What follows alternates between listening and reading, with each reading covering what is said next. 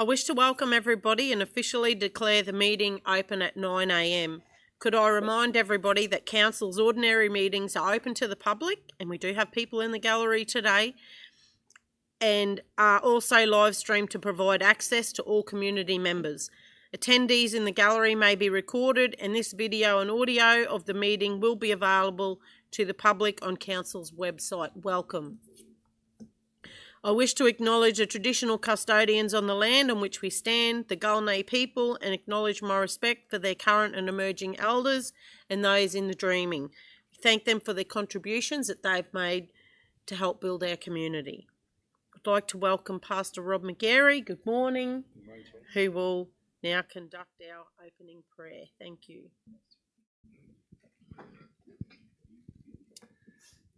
Thanks, Therese, and thanks for the privilege again of coming. There'll be someone else here next time, so that'll give a bit of a change. This morning I'd like to talk from the book of James. For those who know the Bible, James is a great book in the Bible. It speaks right to the heart of who we are as humans. It brings us down to earth very quickly, but with a heavenly perspective. So it's recommended reading. I heard commentary on the radio once saying that we as humans have evolved over the last centuries to become intrinsically better people. I find that what Jesus said 2,000 years ago is just the same today as it ever was when it speaks about people, so I don't believe it. As community leaders, we have a responsibility to lead, not just as decision makers, but as who we are as people. And I believe that speaks a lot to the decisions we make. The greatest leaders on the world stage, I mean the greatest leaders and those who we consider statesmen, it was who they were as people that led to their greatness as leaders, is their people, who they were as people. As leaders, we won't be perfect, and no one expects us to, I hope. But how we clean up our messes afterwards also speaks to our leadership qualities. And for me personally, I've had to do that many times, clean up the mess I made, and it's how you do it that's also important. So here's a scripture from James chapter 3, 13 to 18. Who is wise and understanding among you? Let them show it by their good life, by deeds done in the humility that comes from wisdom. And wisdom brings humility. But if you harbour bitter envy and selfish ambition, and that speaks to us as leaders, doesn't it? And we see it on the world stage. If you harbour envy and selfish ambition in your hearts, do not boast about it or deny the truth. And such wisdom does not come down from heaven, but is earthly, unspiritual, demonic. For where you have envy and selfish ambition, there you find disorder and every evil practice. But the wisdom that comes from heaven is first of all pure, then peace-loving, considerate, submissive, full of mercy and good fruit, impartial and sincere. Peacemakers who sow in peace reap a harvest of righteousness. And we've seen leaders on the world stage who are selfish, ambitious, and we don't really respect them. The ones that we really respect are who they were as a person, guys like Nelson Mandela and other ones who are great leaders because they were great people. And I think we can all aspire to be like that, and it's possible all of us can be that type of leader. So these latter qualities of considerate, loving, submissive, full of mercy, good fruit, impartial, and sincere. These are the qualities of good leaders. And today, I'd like to encourage that every single one of us have the opportunity to be good leaders. And as we have those qualities as people, we make good decisions, impartial ones that have benefit of everyone. And I want to encourage you today, hey, you guys can be great leaders here today as we step out, and we have responsibility as community leaders, and each one of you are community leaders, to be that kind of person. So I want to encourage you, hey, there's a great opportunity for all of us. Can we pray? Father, we just thank you for your example to us and what you say to us and how you still speak to us as people. And Lord, I just thank you for each one here today.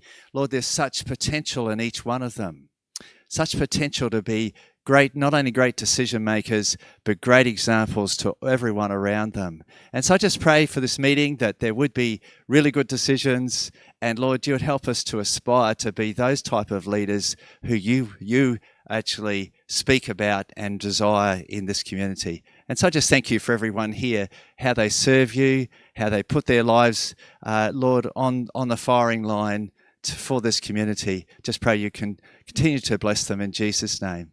Amen. Thank you for your kind words, Rob. I hope you have a great day. You too. Thank you. We now move on to apologies. Are there any apologies?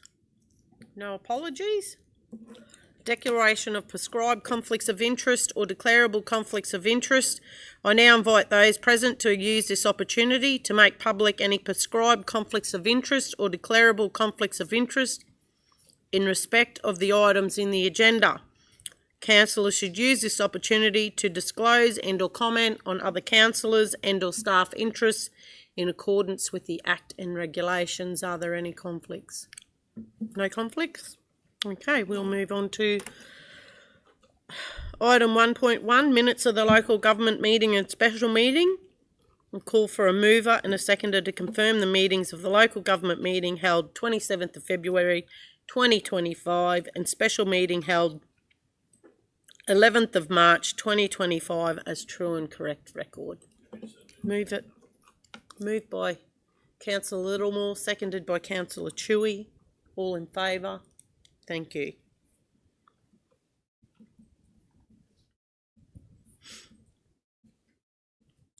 Move on to item 2, business arising from the previous minutes. Are there any business arising?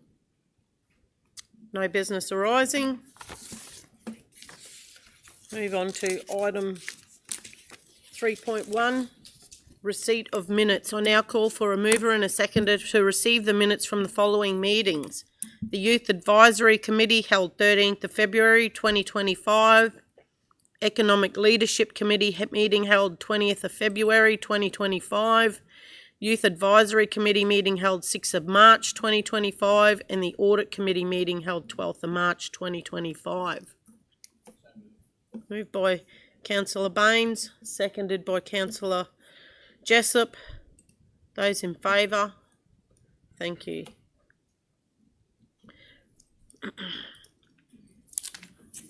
We will now move on to 4.1.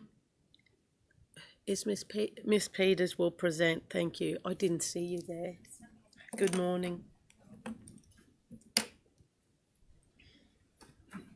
Good morning, everyone. Morning. All right, here today to present the 2024-25 financial performance report for February 2025. The Council's financial performance is year to date up until the 28th of February 2025, and the budget information in this report reflects the changes made part of Budget Review 2 adopted by Council on the 27th of Feb 2025. Operational revenue year to date is $103.8 million, which is less than budget by $2.2 million, and your operational expenditure year to date is $76.3 million, which is under budget by $3 million. So you've got less revenue, but also less expenditure. This results in an operational profit year to date of $27.5 million, which is better than budget expectations by $875,000. Total capital expenditure, including commitments, represents 74% of the $95.1 million budget. And end of month cash balance, is $76.8 million, which includes $20 million of fixed term investments. As always, jump into a couple of the variance reasons. See rates and utility charges.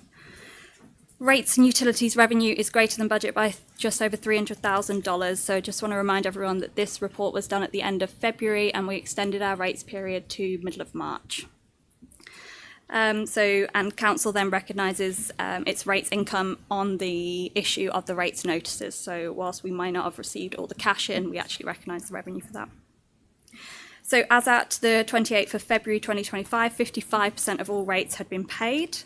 Just had a quick look earlier and it looks as though 88.4% of our total rate base took up the general rates discount. So that means that they actually did pay by the 14th of March 2025. Fees and charges. Fees and charges revenue is largely in line with expectations, so it's sat at $3.2 million for the year to date. A couple of winners and losers across this area. So transfer station charges is up $32,000 year to date, and car parking fines up $24,000 year to date. Caravan parks and camping is below budget, $46,000 below budget, and had quite a small month. So if you look at the report, you can see that monthly variance column. Only less than $7,000 in month revenue was generated, so that's quite low. Interest revenue is greater than budget by $30,000, and just remember we did increase the revenue, increase the budget for interest at budget review too. So it's good that we're still remaining above budget. And just a reminder that council charges 12.35% interest on outstanding rates, in line with 10.4 of the revenue statement. Operating grants and contributions under budget by $2.5 million. This is largely due to DRFA Reaper works of $2 million as a result of the recent weather event impacting the timing of the works, and this will have an impact on lower materials and services. All right, moving on to expenditure. Employee expenses. So we've previously reported last couple of months that we've done a recruitment freeze from November to February, and it has had the anticipated impact to bring wages and salaries under budget and closer to that 10% attrition rate that we applied at the time of setting the budget. However, total employee expenses are over budget, and this is largely as a result of variable allowances, overtime, and other employee expenses. So just to go into variable allowances and overtime, due to their kind of variable nature, they are trickier to budget for. So there's a brief explanation in the report, but just so you're all aware, we did budget in line with kind of 2 years ago, because we assumed that prior year was kind of an increase that we weren't expecting to see again. This assumption has proved to be incorrect. So whilst we're doing the 25-26 budget, we'll look to correct some of these assumptions that we've made. As always, in the report, there's a table just showing the breakdown of employee expenditure between the divisions and contract labour as well. Materials and services under budget by $3.1 million related to expenditure related to receiving the grants. So we said earlier in the budget that the grants were lower, which then means we've also spent lower in our materials and services. And then our capital works programme. We've got 340 projects in our capital works programme. $37.2 million of the $95 million capital budget has been spent, which represents 39% of the budget, with 66% of the year elapsed. When we take into account commitments, this rises to $70.5 million, which represents 74% of the budget has either been committed to or actually spent. Again, just to remind everyone, there is a new table in the report just highlighting borrowings, and then your investment performance, so your cash balance sits at just under $77 million, with $20 million in your fixed time investments. Risks, we've spoken about already in this report, but just to highlight the risks that we are tracking at the moment is that 10% attrition rate, so managing our salaries and wages, and then what I mentioned earlier about the variable allowances and overtime. So the recommendation is that Council receive and note the 2024-25 financial performance report for February 2025. Thank you. I have a couple of questions, but probably not for you, Ms. Peters, probably more directed towards the CEO. So what measures are going to be put in place to mitigate the employee wages going over budget in the future if we are assuming that this is what it's going to cost and that's not what it's costing? What do we see going forward? Thanks for the question. I think there's a couple of factors, as we've discussed throughout the financial year, that Council made an assumption of a 10% attrition rate with our fees and charges, and I guess with our salary and wages. And the reason for making that assumption was we didn't want to see Council look at increasing rates for ratepayers. So if we had have not made that assumption around 10%, we would have had to budget for a more significant increase in rates. So what it has meant is that officers and, as we've discussed, have had to undertake a number of strategies throughout the year to try and contain our salary and wages. we probably think, looking at this year, that whilst it has sort of bounced either side of the budget in a surplus deficit position, that maybe the 10% assumption this year was a little bit too far to one side, and we may be looking at an assumption for council around 8%.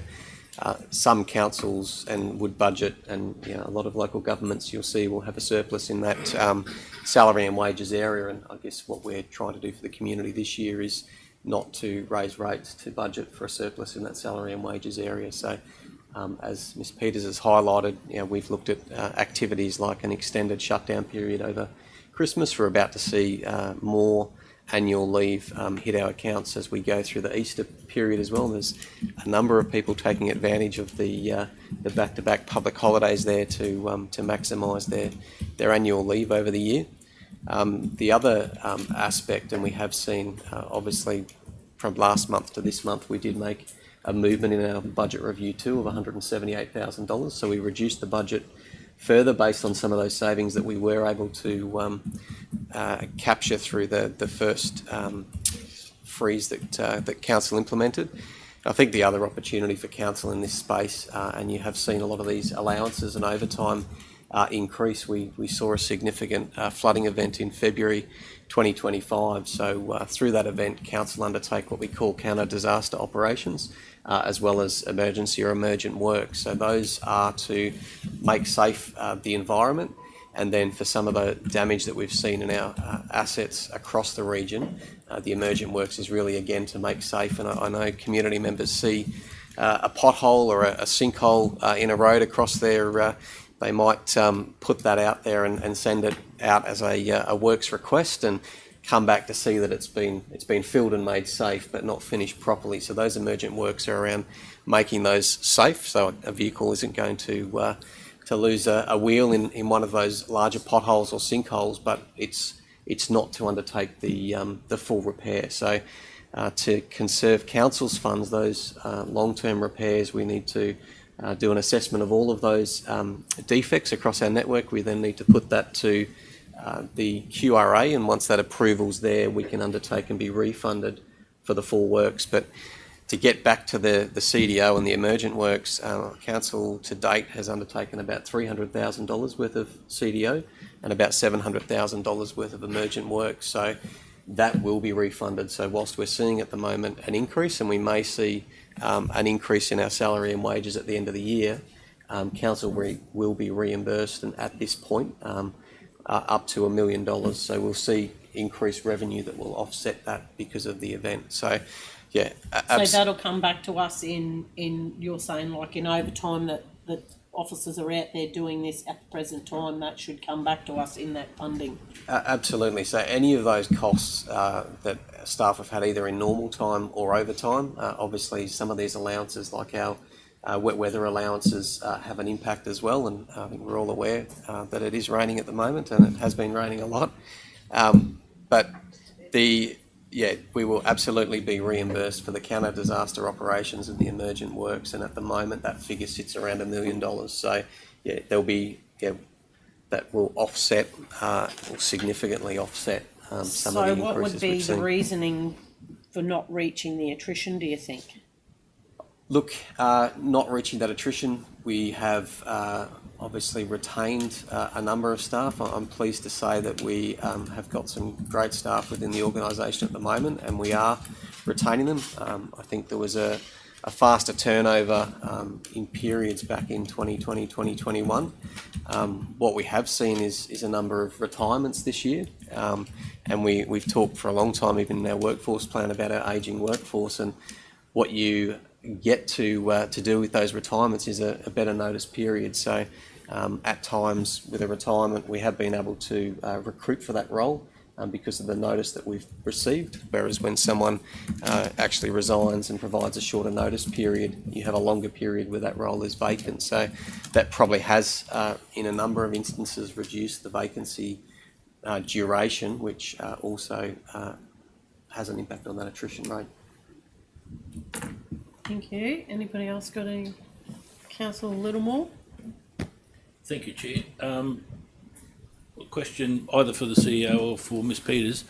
In terms of the recent event the rain event that we've had at the end of February. Council has to contribute a certain amount to the flood repairs or the infrastructure repairs. Do we budget an amount for that every year, or is that something that's likely to be emergent as well? Through the chair, I'll have a stab at the figure. I think it's 280. 78 or 86? Yeah, sorry.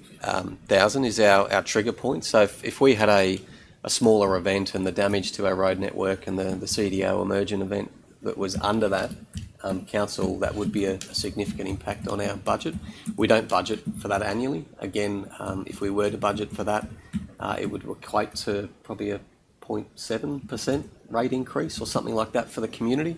So we don't budget knowing that typically the CDO and the emergent works would provide, I guess, a revenue that would come in to offset, more than offset, not just the overtime, but some of the actual work. So you have to understand that a grader team that would normally be doing maintenance grading on a road, and we would normally budget for that, they're now reallocated to undertake some of this work that's classed as CDO or emergent work. So, we will bring this to Budget Review 3, but we will have to identify where that budget is coming from, and likely that will come out of our commercial services or infrastructure budgets, just due to the additional revenue that council will receive through those CDO works and emergent works.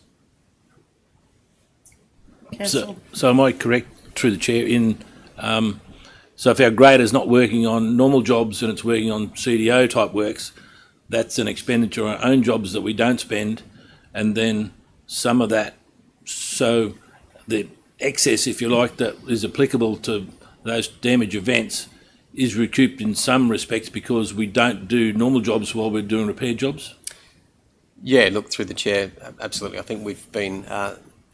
it's hard to talk about an opportunity with some of these events, but if you look at Tropical Cyclone Jasper and the associated flooding, council is currently about 53% the way through $40 million worth of resheets. So where we've been funded through that DRFA Cat B funding to undertake a resheet, that normal maintenance grade that we would undertake on that road doesn't necessarily have to be undertaken. So yeah, there is absolutely an opportunity with these events. There's also the human and social side that quite tragic impacts that do happen to our communities through these events as well. Thank you, Chair. Councillor Chewy. Thank you, through the chair. Just going back to the camping, and I'm just wondering, and I know you probably can't provide this, I'm assuming obviously because of the weather that's impacting greatly on our thing.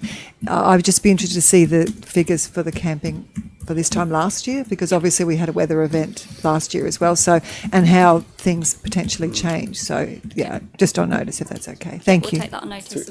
Through the chair, council, interestingly, CCT have advised that about 70% of visitors to our region are drive visitors, and I think with TC Jasper in December 2023, we were at the bottom end. Obviously, it severely impacted Wudjil, and we caught the rain at the bottom end of that event.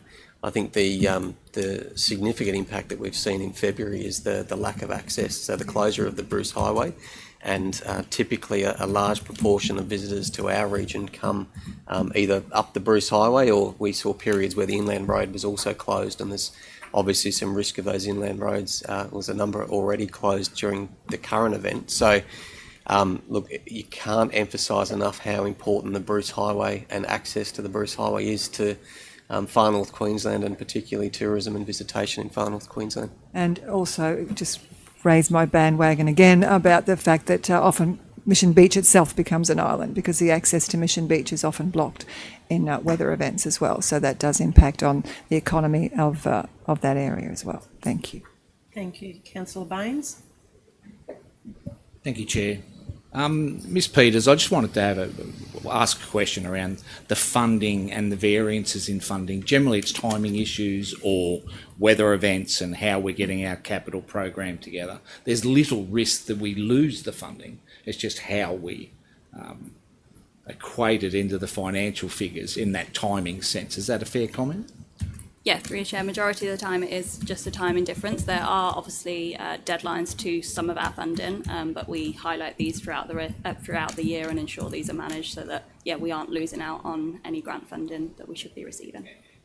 So when we say that, we're not losing funding. What we're saying is that it just the way it times out and how we put it through the books. Yeah, apologies, the comments in the report, but I probably didn't say that enough today. No, Yeah. that's all right.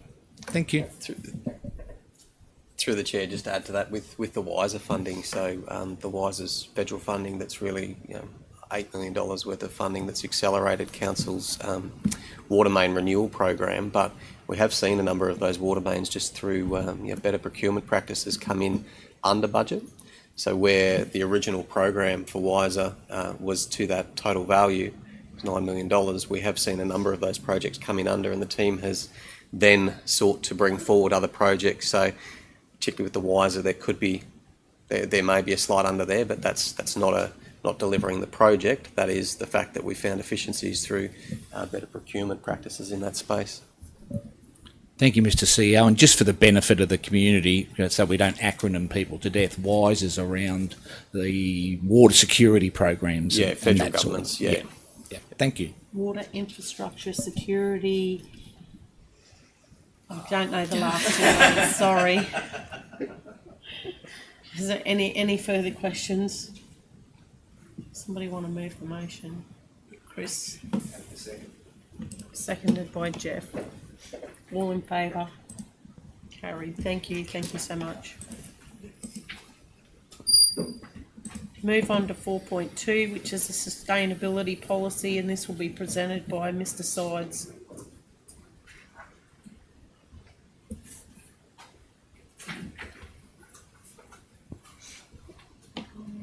Good morning, Madam Mayor and councillors. And Miss Kellett. Kellett. Sorry, I didn't see you. Morning, Mr. Sides. Sorry. Morning, Miss Kellett. So on behalf of Mr Anderson, who is still returning back from a feral pig conference, myself and Amber will be presenting two policies today. The first one on sustainability and the second on the community gardens policy. Now both of these policies have been in place for a number of years. The community gardens policy was first adopted in 2011 and updated in 2017, and the sustainability policy has been in place since 2013. So this is a renewal and refresh of those policies. So I'll pass over to Amber to deliver the sustainability policy first. Good morning, all. This one. Use that one. Move that over towards. Apologies. Thank you. Okay, there we go. Good morning, all. So just as a summary, the purpose of this policy is to recognise the Cassowary Coast Regional Council's commitment to the continuous improvement of sustainability within the council and our region. In this context, sustainability encompasses the health of enhancing the health of our community, our natural environment, and the local economy. Council will collaborate with First Nations peoples, community groups, businesses and other stakeholders to co-develop and implement a range of sustainability initiatives, ensuring accountability through transparent reporting and continuous improvement. The policy achieves this by identifying a number of key principles that I will very quickly run through, and we can expand on further if need be. So these principles include integrated decision making, consideration of the precautionary principle, think global and act local, developing a strong economy, intergenerational equity, conservation of biological diversity and ecological integrity, improved valuation, pricing and incentive mechanisms, community engagement, fostering sustainable behaviours and compliance with legislation. Through these policies, we would like to establish a sustainability working group. Just to clarify, that working group will be consistent with this policy as well as our Reef Guardian and climate considerations. This policy has been consulted by the councillors and executive leader team, the Cassowary Coast Natural Assets Management Advisory Committee and the senior leadership team. The recommendations of this policy is firstly that council adopt the sustainability policy, and secondly seek to implement the policy outcomes across all council operations. Thank you. Thank you. Any questions from the floor? I've got a couple of. Sorry, go. Look, I understand the importance of the sustainability practices, but I also need to make sure that anything in that policy that gets implemented is something that our ratepayers can afford. I again bring forward my concerns about adopting the policy in regards to a statement in there where it says the policy also ensures all council staff understands and appreciates the role they play in achieving sustainability on council's behalf and will engage in practices that enable council to lead by example. I just have to be reassured that, you know, should somebody bring forward something like the suggestion that we should change to electronic vehicles or something similar, that would be brought back to council for a decision and not made by referring back to a policy, because, you know, we're nowhere near that point at this point in time, and we certainly, our ratepayer base could definitely not afford it. So I just need to be reassured that the policy goes further than that. Look, I mean, through the chair, there's a couple of gates there where council need to adopt a budget. So through that budget process, there would need to be a budget allocated to an electric car and the associated charging facilities for that car. And I guess the other piece of the puzzle is the policy around our vehicles, so our vehicle policy. So the vehicle policy is coming to council on the 31st of this month for review, and that vehicle policy would also need to, I guess, foreshadow that transition to electric vehicles, which it doesn't, and the draft that I've seen also doesn't. But it's more broad than just the implementation of electric vehicles. We know that is one opportunity in this space, but the other opportunities are really around, from council's point of view, the footpath networks that council has rolled out. How do we get more active transport across our communities? How do we look internally at how we can also be more economical in the way that we use our vehicles internally to reduce carbon emissions, which is something that's ongoing. And I think functions like Teams and video conferencing is certainly something that has seen a significant reduction in vehicle use across council, where we don't have the requirement anymore to drive between sites for a 4,500 square kilometre region across the Cassowary coast. It's provided some opportunities. So it's absolutely broader, but there are those two gates I mentioned that would be barriers for, I guess, you seeing an electric vehicle turn up out the back.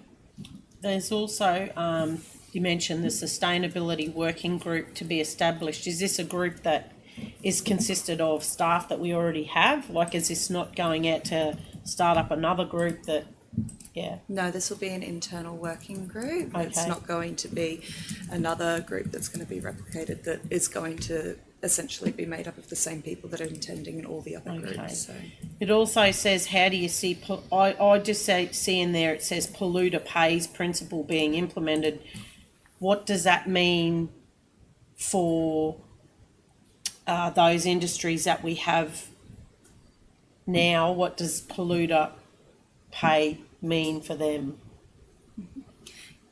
Yes, so the polluter pays principle, for an example, if somebody was to, industry or organisation was to come into the Cassowary Coast region and have severe environmental detrimental impact, if they were to do that, the compensation of that would be to basically make an equation of what that impact would be and to pay that forward. So whether that's investing into carbon offsets and carbon credits, or improving the biodiversity, or funding some sort of environmental integral program, would be a part of that. So does that look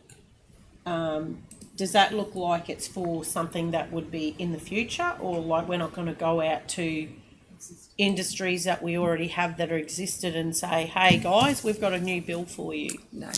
All right, okay, thank you. Sorry, Councillor Baines.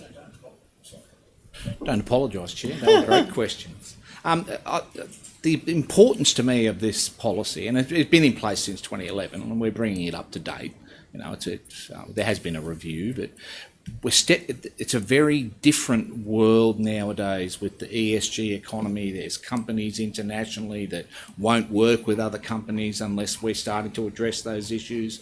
We're commenting on those issues now in the audit committee, if you remember, Mayor. Yeah, so they are important concerns because Yep. it's around opportunity as well. Yeah. Having these sort of policies in place allow us to take the opportunities when they come forward. If it is a polluter or say DTMR, you know, DTMR did all that work through the southern access into Cairns, and there was all sorts of environmental offsets that they had to do. We're looking at opportunities at the moment around environmental offsets that can be used within our region to benefit our community coming out of the Olympic Games. You know, there's those sort of opportunities in place. So, and the sustainability and how we work it internally, sometimes it's as simple as, well, I know one council that runs around and keeps turning the lights off in coffee rooms and stuff, and I know it annoys people, but it's all about us doing that little bit. There's opportunities in our procurement space. Cairns Regional Council are already using recycled glass in some of their cement products, you know, which is that the sort of stuff we need to be thinking about? Can we start using rubber crumb in roads? We had that presentation at the local government conference last year, and it's an extraordinary initiative, and we don't have anything to do with all the tyres. So, No. you know, and I think this policy gives us the opportunity to look at all those things. No decisions will be made that's going to cost ratepayers money. I'm hoping a policy like this will actually save ratepayers money. Well, that would be a and nice that's thing, where wouldn't we need to be going, finding efficiencies. So that sustainability part, does that, and you mentioned procurement there, does that, like, is that, for an example, when we went and looked at that culvert and we then made that new policy where they have to go and revegetate properly and similar to that?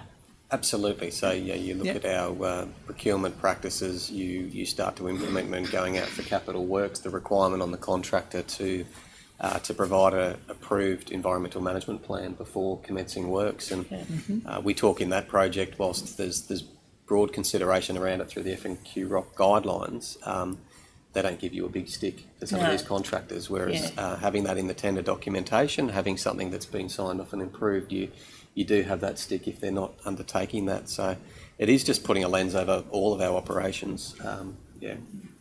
Thank you. Thank you. So, Anybody else? well, Yeah, sorry, Joe. Just as a closing comment, I mean, and I've said this once or twice before, but obviously the Cassowary Coast, the beating heart of the wet tropics, and the birthplace of the Great Barrier Reef Marine Park, we are perfectly positioned for this sort of work. We can do these sorts of works, and I'm very happy to move the recommendation. Thank you. Moved by Councillor Baines. Councillor Jessup seconds it. Are we all in favour? Thank you. Thank you for that. Thank you.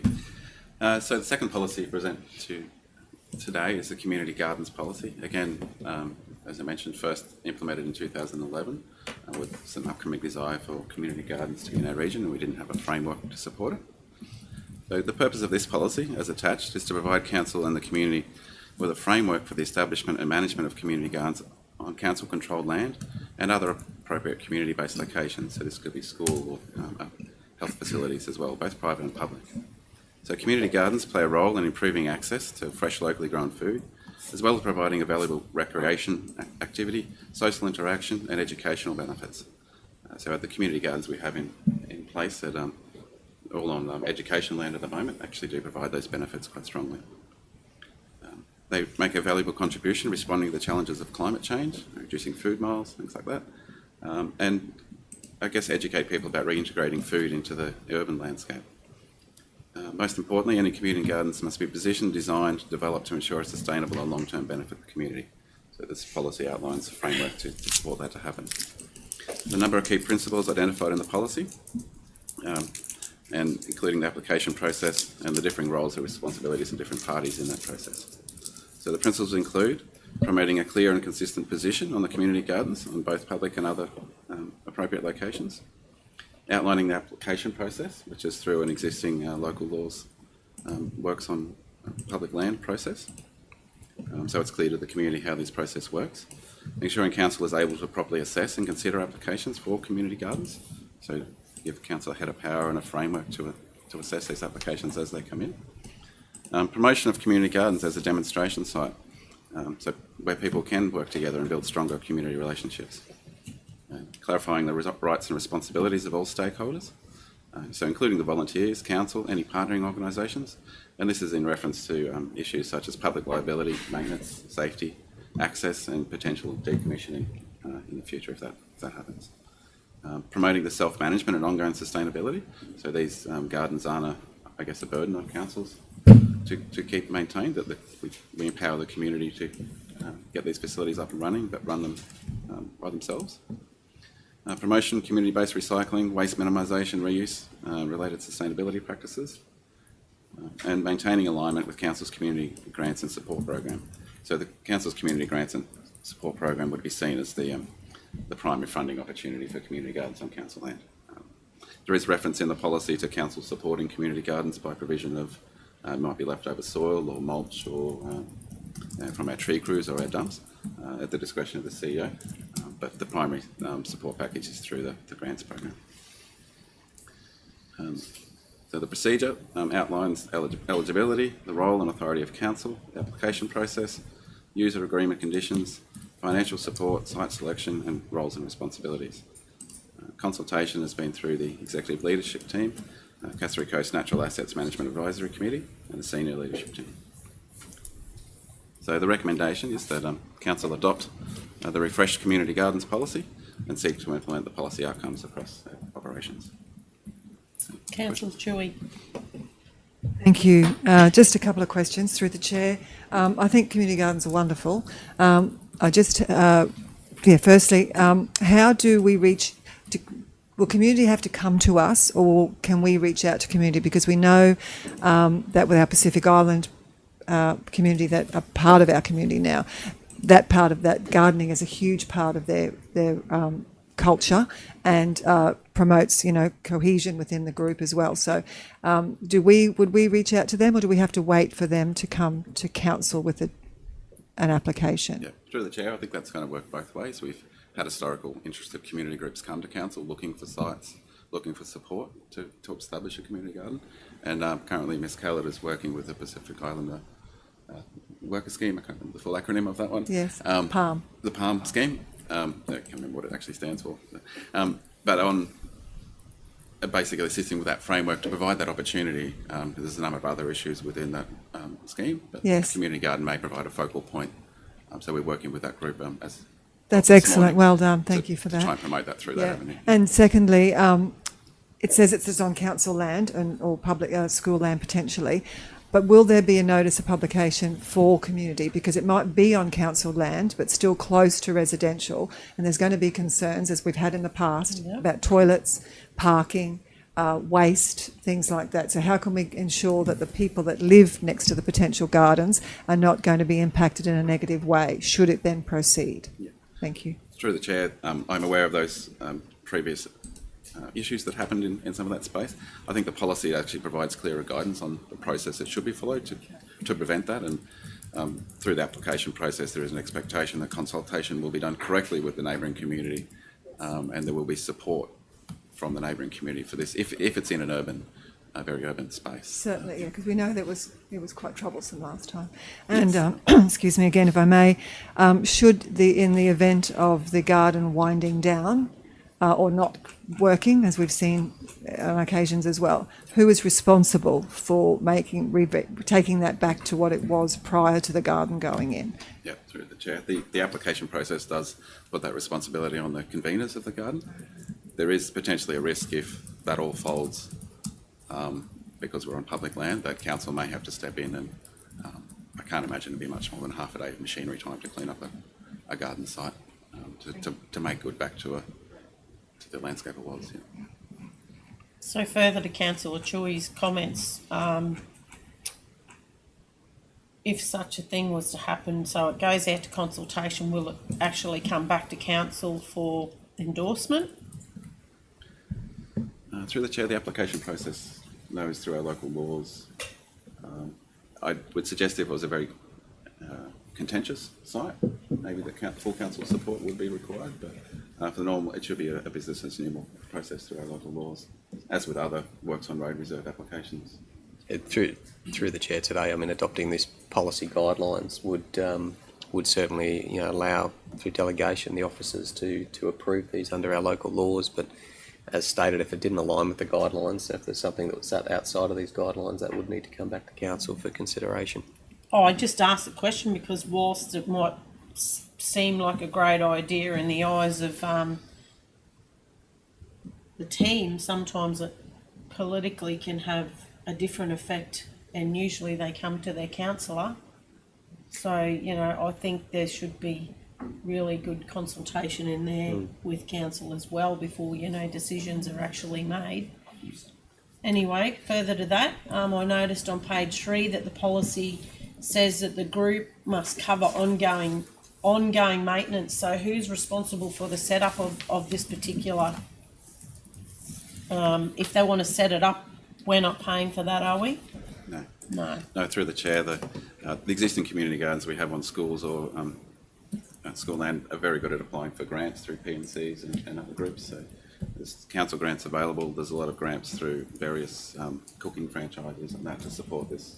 So those grants, is that what you're referring to when it says sponsorship money? Yeah. Because we're not going to be their sponsor. No. They're encouraged to apply for a grant or whatever to be suffice, and then they're supposed to be self-funded to be able to manage that going forward. Yep, through the chair, and by ensuring they've got a correct structure in place, that process is accountable and can happen. Okay, great. Councillor Baines. Thank you, Chair. And great comments from yourself and from Councillor Chewy. I think the importance of a policy like this is it's in place to protect council and protect ratepayers. We know there was an issue south of Liverpool Creek around a community garden over the years. The one at the high school has been successful for, I think it's 12 years old now.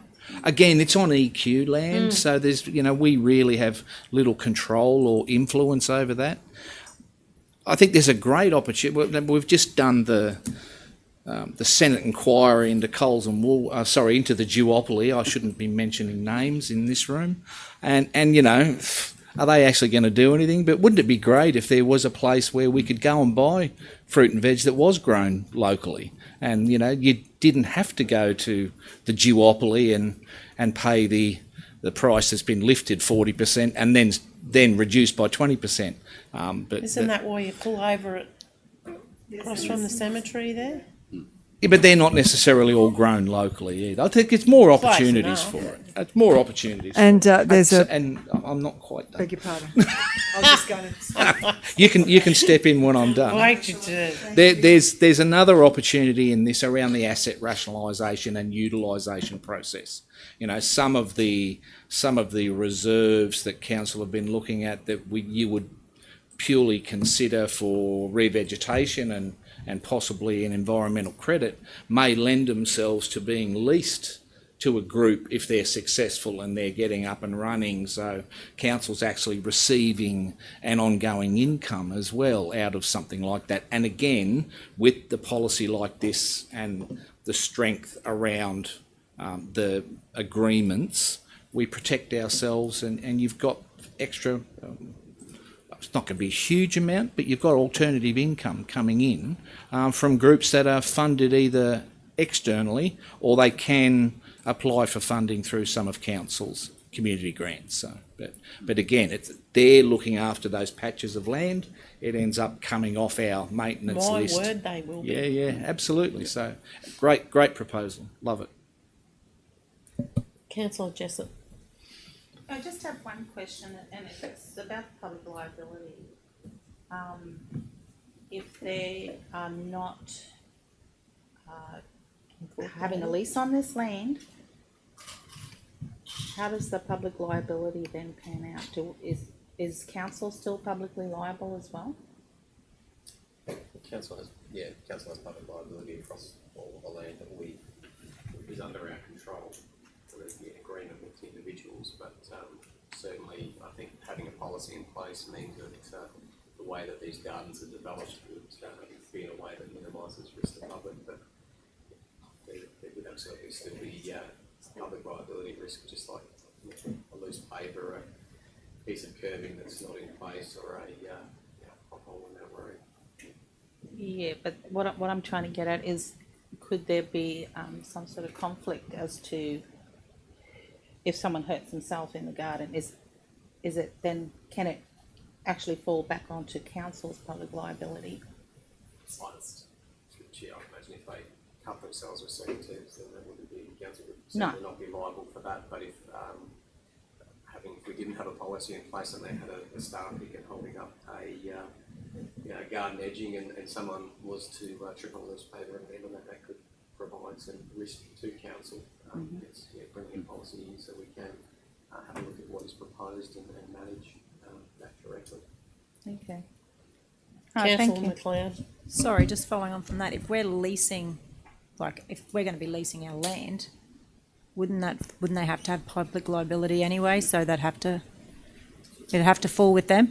Yeah, through the chair, that would be my understanding. Yeah. And to access Yeah, grants and things correct. like that. Yeah. So it wouldn't fall back to council. If We they've still got, have they should have duty their own of public care, I liability. imagine, but Yeah, but yeah. So, sorry, just to further the question through the chair, where was I going with this? It's about, well, are they leasing the land or are we just providing the land?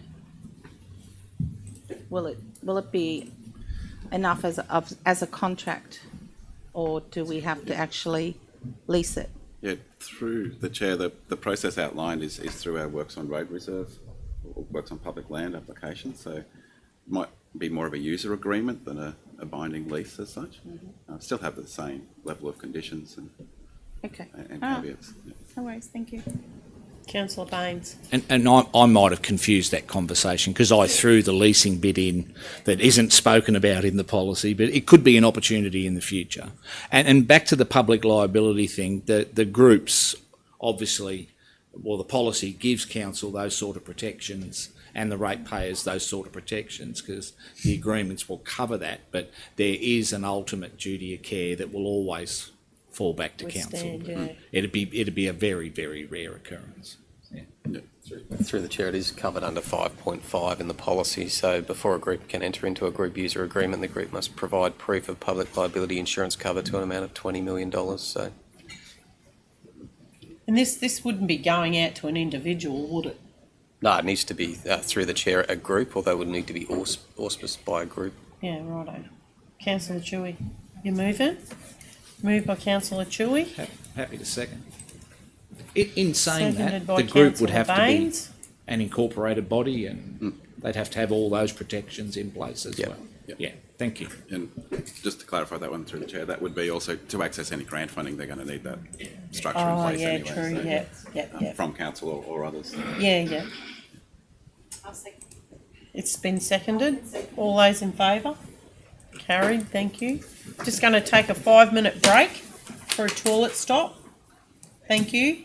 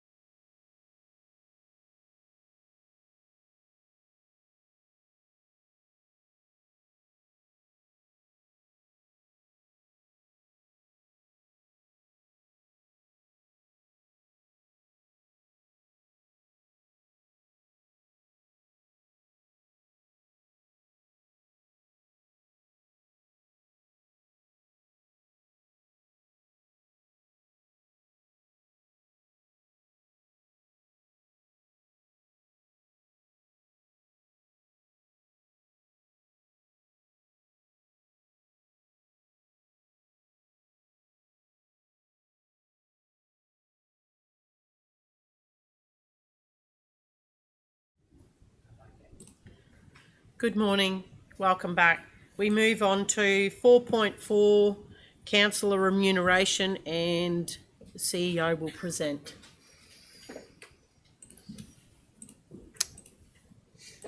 Thanks, Mayor. So through the Chair, on the 29th of November 2024, the Local Government Remuneration Commission concluded its determination of the levels of remuneration for mayors, deputy mayors and councillors of local government as required by Section 177C of the Local Government Act 2009 and Chapter 8, Division 1 of the Local Government Regs 2012. The Commission has established maximum remuneration levels for Queensland mayors, deputy mayors and councillors for each of the council remuneration categories. As you'll be aware, Cassowary Coast Regional Council is a Category B2, so we are aligned with Maranoa Regional Council, Charters Towers, Gympie, Livingston, Mareeba, Mount Isa, Scenic Rim, Somerset, South Burnett, Southern Downs and the Tablelands Regional Councils. The remuneration and wage index applied was looked at in making the consideration by the Commission. They looked at the recently challenging and unstable inflationary environment. They looked at challenges faced by local governments and their communities. They looked at realistic affordability and sustainability impacts for councils. They looked at potential differential impact for consumer price index. They also looked at the appropriateness or otherwise of CPI as a potential measure. They looked at existing remuneration disparity in dollar terms between remuneration paid to mayors and councillors in smaller rural, regional and remote parts of Queensland. They looked at anecdotal evidence of the desire to attract and retain high quality candidates. They looked at continuing significant disparity in remuneration between mayors and councillors from those smaller and regional communities. They also looked at the gap in real wage terms between mayors and councillors in Category A1, B1 and those in Categories B2 and F2, despite the equally important work undertaken by local governments in all categories. The remuneration level is recommended by the Commission to increase by 3% from 1 July 2025. The report has a recommendation, and that's Council resolves to adopt the remuneration schedule as determined by the Local Government Remuneration and Discipline Tribunal in accordance with Section 244 of the Local Government Regulation 2012 from 1 July 2025 and approve the payment of superannuation contributions for councillors at a rate of 12% of the base remuneration. Thank you. Any comments from the floor? No? I want to make a comment. We don't actually ask for this. This is just something that comes out by the Commission. So I would like the general public to know that we don't ask for this. This is just general business as per usual. So, yeah. Anybody want to? I'll move. You move it? Moved by Councillor Jessup. The seconder, Councillor Baines. All in favour? Thank you. We move to 4.5, change of location of local government meeting, and Mr. CEO will present. Thank you, Chair. Look, under the Local Government Regs 2012, Section 254B 1 to 4, public notice of meetings of councils are required to be publicly advertised, and we need to state the dates and times of those meetings as well as the location. So additionally, under Section 257 of the regulation, it stipulates that the local government must meet at least once every month. So Council has already adopted a schedule for its local government meetings for this year, and that schedule was the last Thursday, was to be at the Tully Council Chambers. What this report is recommending is the fact that the recent flooding in North Queensland, particularly the event that occurred in early February 2025, was considered an extraordinary event, involved extraordinarily high rainfall with totals exceeding 1.1 metres over short periods of time. Such intense and widespread flooding is not a typical occurrence, and this event was declared across, I think it's now 39 local government areas with exceptional disaster assistance provided. And whilst Council has been on the ground in Kabul throughout the recovery for this event, it's proposed to relocate the May 2025 Council meeting to provide an opportunity for impacted community members to engage with councillors and council officers post the local government meeting. So there is a recommendation, and that is that Council approve the change of location for the local government meeting scheduled on the 22nd of May 2025 to the Cardwell Community Hall, Brasenose Street, Cardwell. Councillor Littlemore. Chair, I'd like to propose an alternative motion. I think that it's to wait till the 22nd of May might not be in the expectations of the Cardwell community. I think that if there's an opportunity to go earlier, that we should go at that opportunity. So my proposal would be that council approve the change of location of the local government meeting scheduled on 24 April, I believe. 24 April. 24 April, 25 to the Cardwell Community Hall, Brasno Street, Cardwell. Okay, so Moving a motion. so you're It's not moving. an amendment because there's a substantial change to the. So you're moving the motion. You want to move a motion Yes, I do. to change it to April. Yes. Second. Got a seconder? Yeah, seconded by Councillor McLeod. Is everyone in favour of that? Okay, Take a vote. all right. So the new motion is That council approve the change of location for the local government meeting scheduled on 24 April 2025 to the Cardwell Community Hall, Brasno Street in Cardwell. Councillor Chewy. Thank you through the chair, and thank you, Mr. Councillor Littlemore. It's great that we are moving the meetings, and obviously it's wonderful to see people in our audience in the gallery today. I just want to let the public know that the meetings are open to the public, but people cannot participate in the meeting. Is that just some confirmation about what is expected of community? Or not, if that's the right word, forgive me.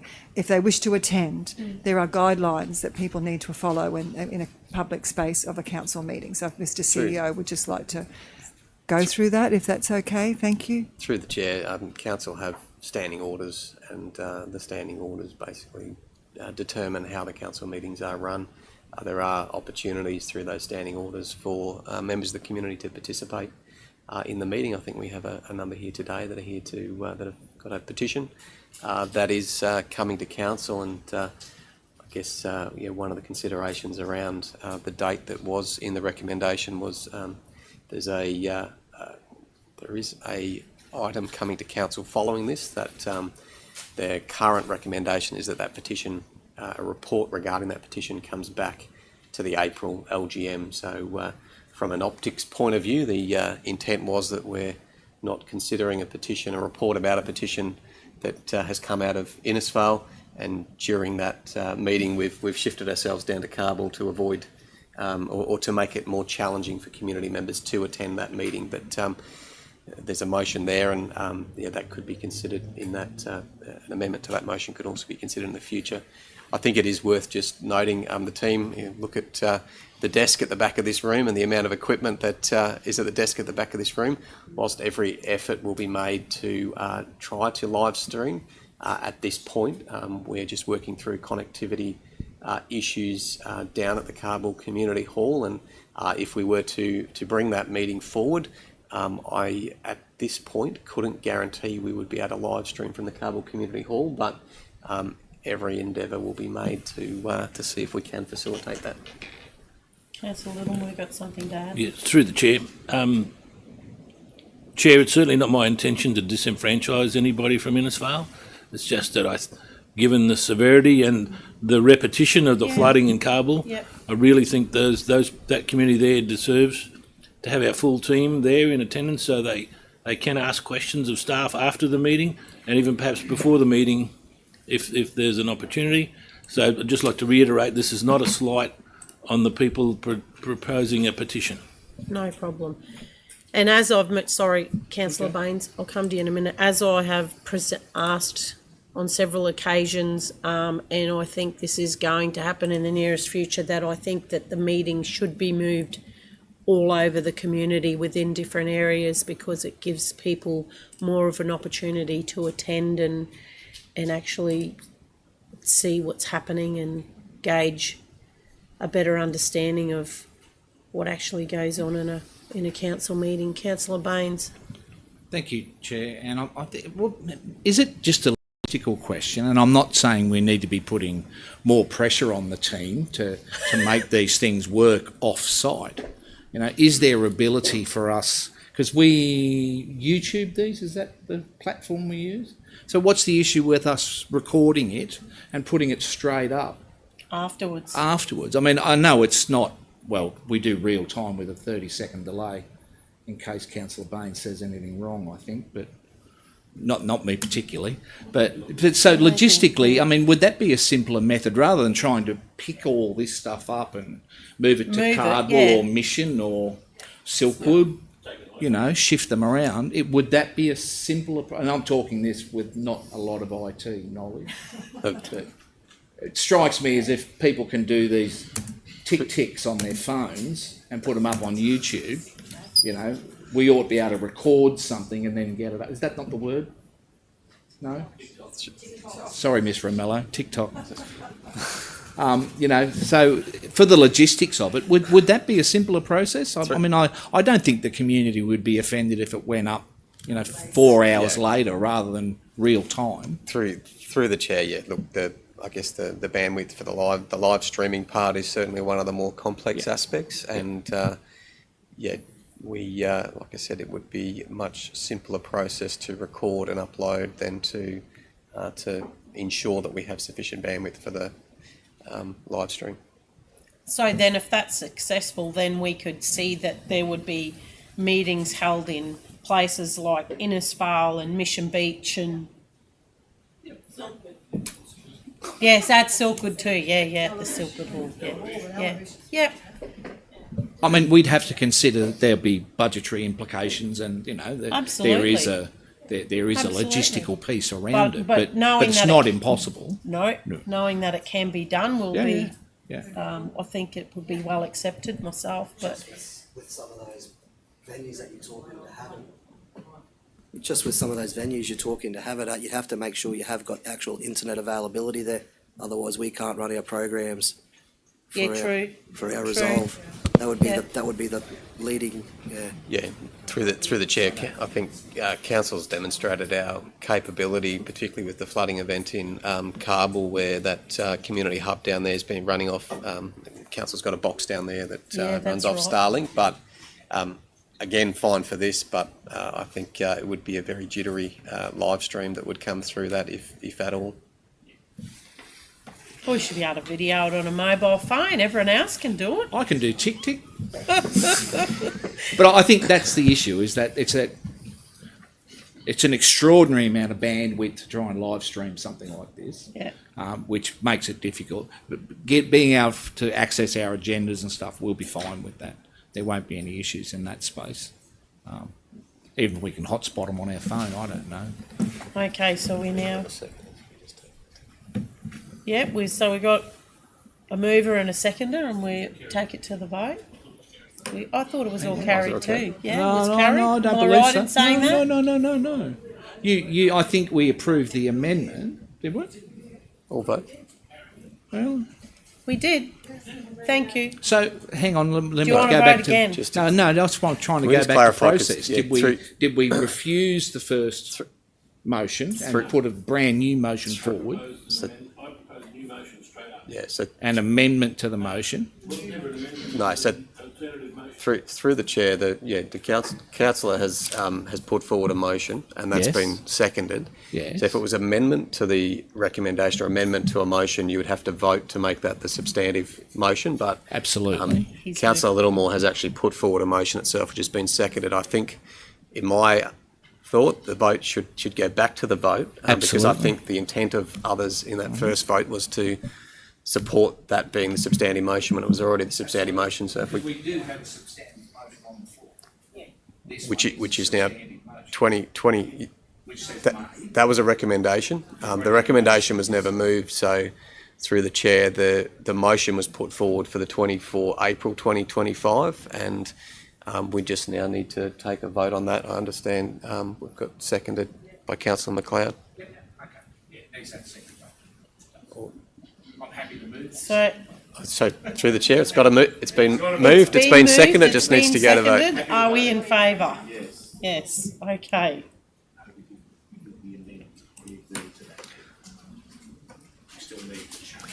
So through, yeah. Are we happy with that result? You're happy that it's been, a new motion has been put forward, it's been... Okay, very good. We shall move on. We followed due process. Okay, we shall move on. 5.1, maintain road network, Did you want to, and Mr Goodman will present. did you want to bring 5.3 forward? You're fine. No, after this one. Okay, yeah. Oh, I'm on the right track at the moment. Oh dear. Morning, councillors. It's good we've had some practice about amending motions. I understand there might be some proposals with this report.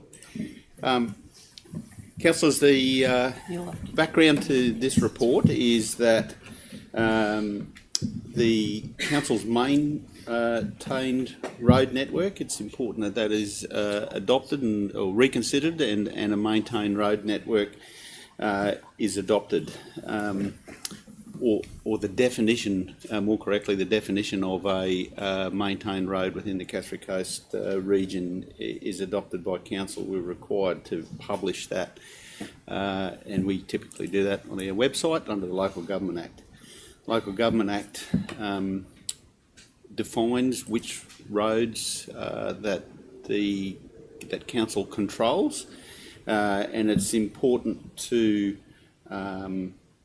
remind ourselves that we.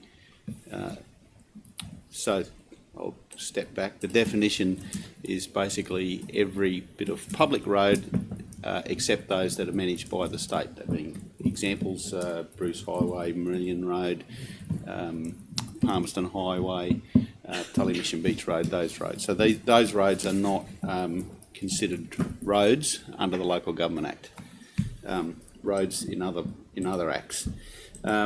So we, as council, required to control all of those roads. There is no requirement to maintain those roads.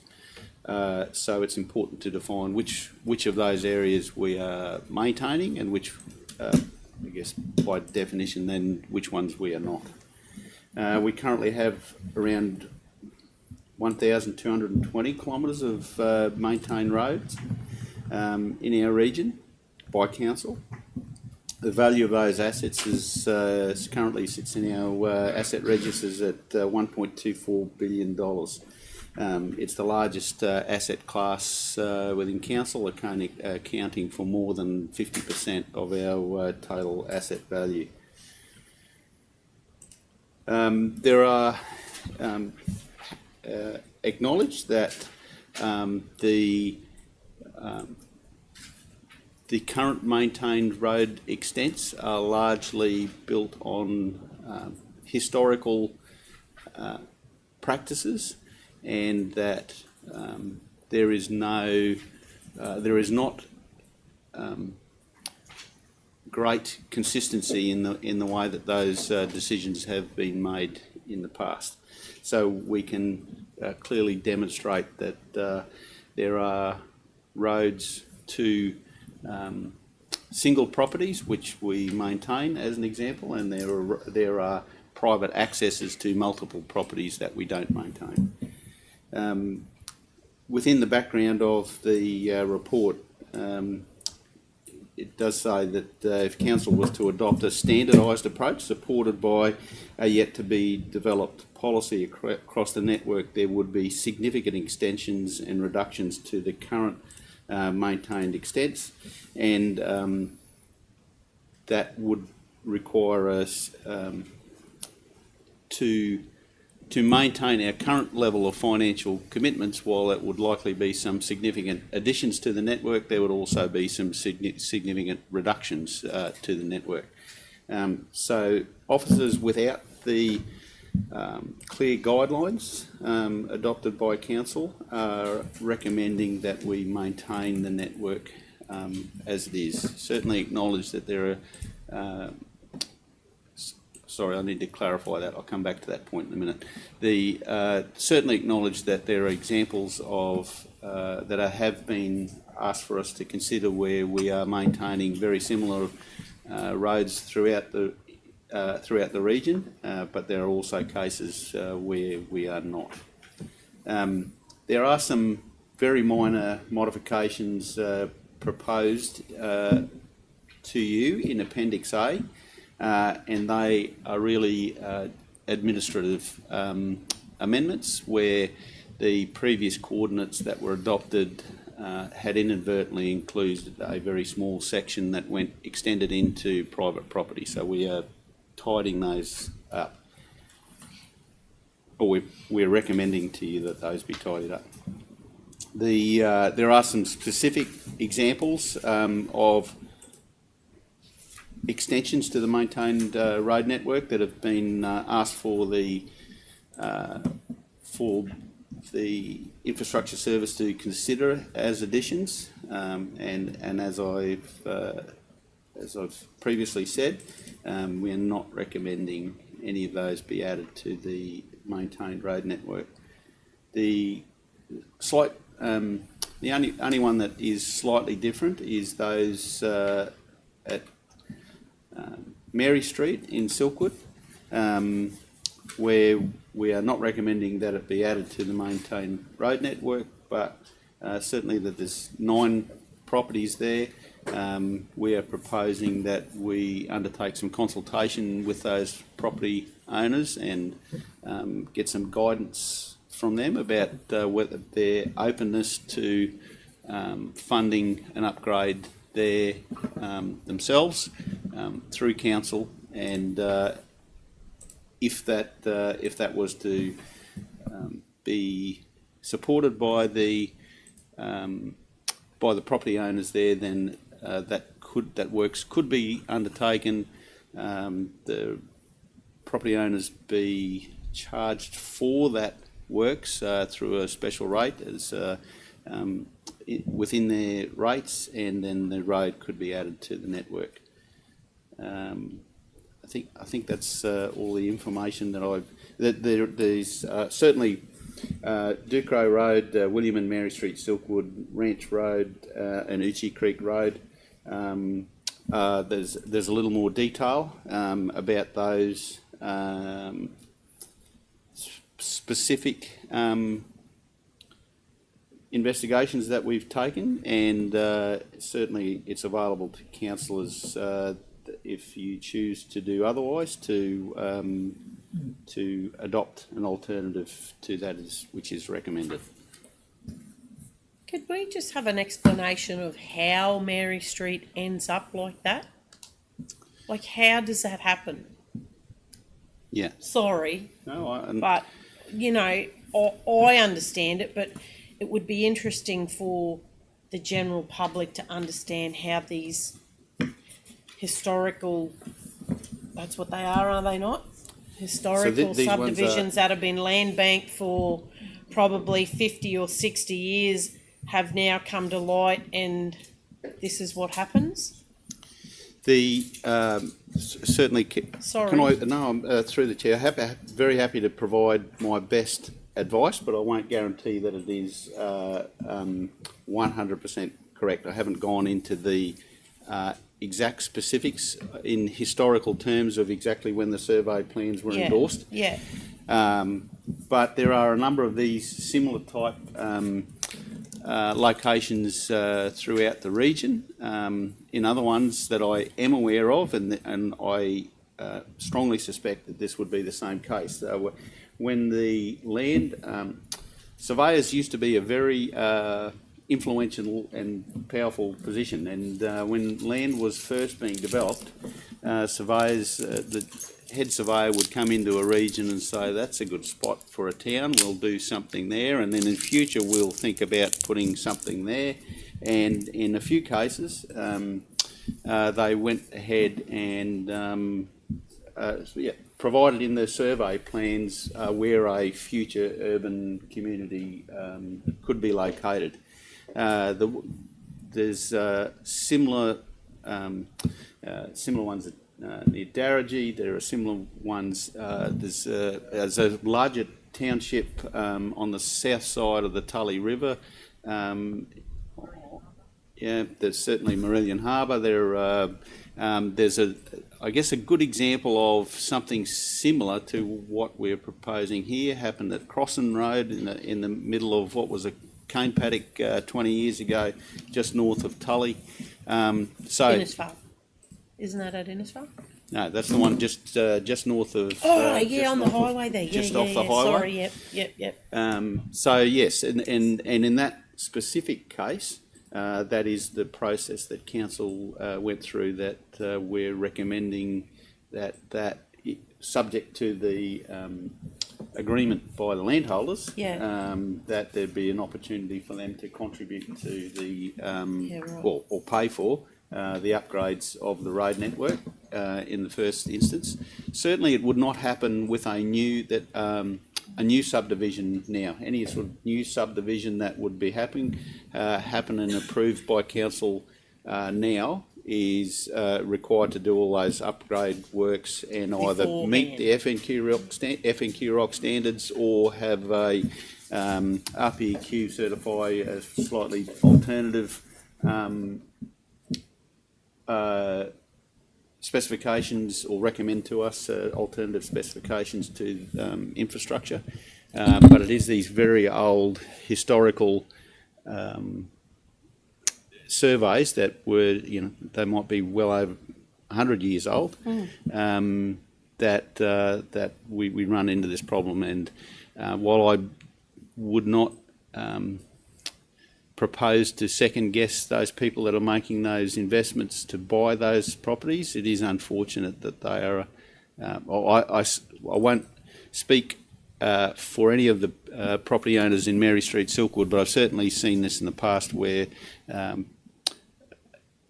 people will invest in a property on the mistaken belief that just because there is a road reserve at the front of their property, that there is an obligation on council to construct a road. I don't know if that answers your question in full, but that's essentially the best advice I can get, is that it's a historical, a very historical plan of survey. I can say also that there has been. There you go. It's actually in the report. So 1920. So yeah, it is 100 years old. There's been some ongoing issues associated with this. There's a previous resolution of the Johnson Shire Council in 2004 that would be consistent with the recommendation now, which was that council would not upgrade the William and Mary streets, and that it would be up to the property owner at the time who owned all of those blocks. So buyer beware, I guess. Okay, so we have the recommendation before us. Councillor Purvis? Yes, through the chair. Chair, look, I'd like to move the motion, but it's as a substanding motion. I'd like item number 1, that council adopt the revised maintained road network as per Appendix A. Number 2, approach property owners on Mary Street, Silkwood, with consideration of a proposal to build a road at their expense to be funded by a special charge within their rates. Number 3, with respect to the maintenance extents of Ducrow Road, Upper Darragee, that Appendix A be amended to have an end longitude and latitude of 145.950197 to 17.513543.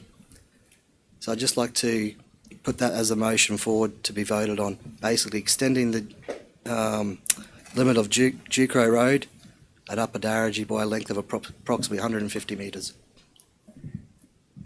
Sorry, through the chair, can I just suggest to Councillor Pervin that the importance of having negative 17 rather than just saying 17, otherwise you would end up with a road in the northern hemisphere. I apologise. Thank you. No, it's very... all right. It's all right. So, okay. We don't want to be doing that somewhere in Innisfail, Canada. So we've got a motion on the table. Councillor Jessup. Yes, through the chair, with this motion, I'd like to move an amendment that the motion be amended with respect to the maintenance extents of Uchie Creek Road. I haven't had a seconder. Did you need a Yeah, seconder? Do this I one haven't at had a a time. second. So we're going to do this, do it one at a time. So we got a seconder for the first motion. You happen to second the first motion? So now you've got a motion on the table. So you're seeking to amend the motion that's on the table at the moment. So that's been Can I? put up and seconded. Now Now I you can do it? continue. Okay. Sorry. Okay, through the chair, that the motion be amended with respect to the maintenance extents of Uchie Creek Road, that Appendix A be amended to have an end longitude and latitude of 145.922644, negative 17.58502, subject to and after 1. A. Council resolving issues with a private infrastructure on council-controlled private road, preventing road construction to the above longitude and latitude. B. A third party or parties undertake approved works at their expense on the extended section of Uchie Creek Road to the required standards and requirements of council. Further, that if approved, the works as detailed in A and B are not complete by 30th of June 2028, then no change to the maintained extent will occur. I'll second. So through the chair, Well, I was just going to ask you. Can you just clarify the whole? where we're at with the vote. Yeah. So through the chair, you've got a motion that's on the table, which I guess if Councillor Pervin was willing to, and just for clarity, you're not proposing to change anything to Councillor Pervin's motion. You're just seeking to amend that to have the addition of those points. Correct. I just want to amend it to have this included. So I'll read it out. So we are with the motion that's on the table, which is adopt the revised maintained road network as per Appendix A and approach property owners of Mary Street. Plus We're going to add the road within those latitude and longitudes that you mentioned, and then we're also going to add Councillor Jessop's addition, which is the Uchie Creek Road with those conditions. Though there was Correct. 3 conditions. It will be at their expense. At their expense. The only thing that council will have to do is provide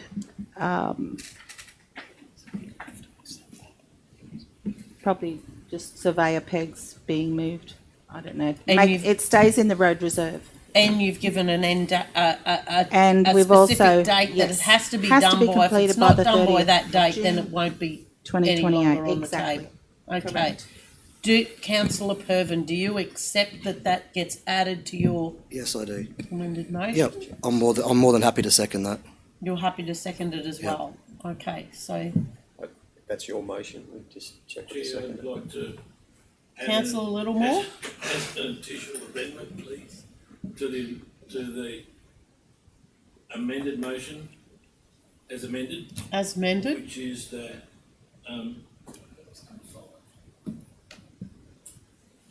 that we maintain the extents of Ranch Road to be extended, have an end longitude and latitude of 145.723.350 and minus 17.968990,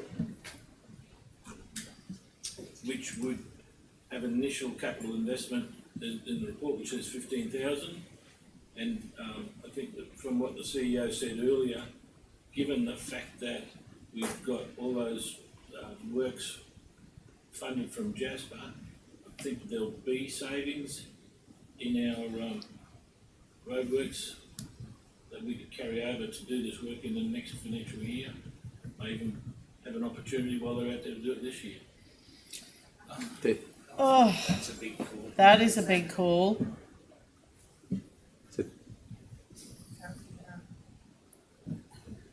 Councillor McLeod. Thank you, and through the chair, holy moly. That's technical terms too.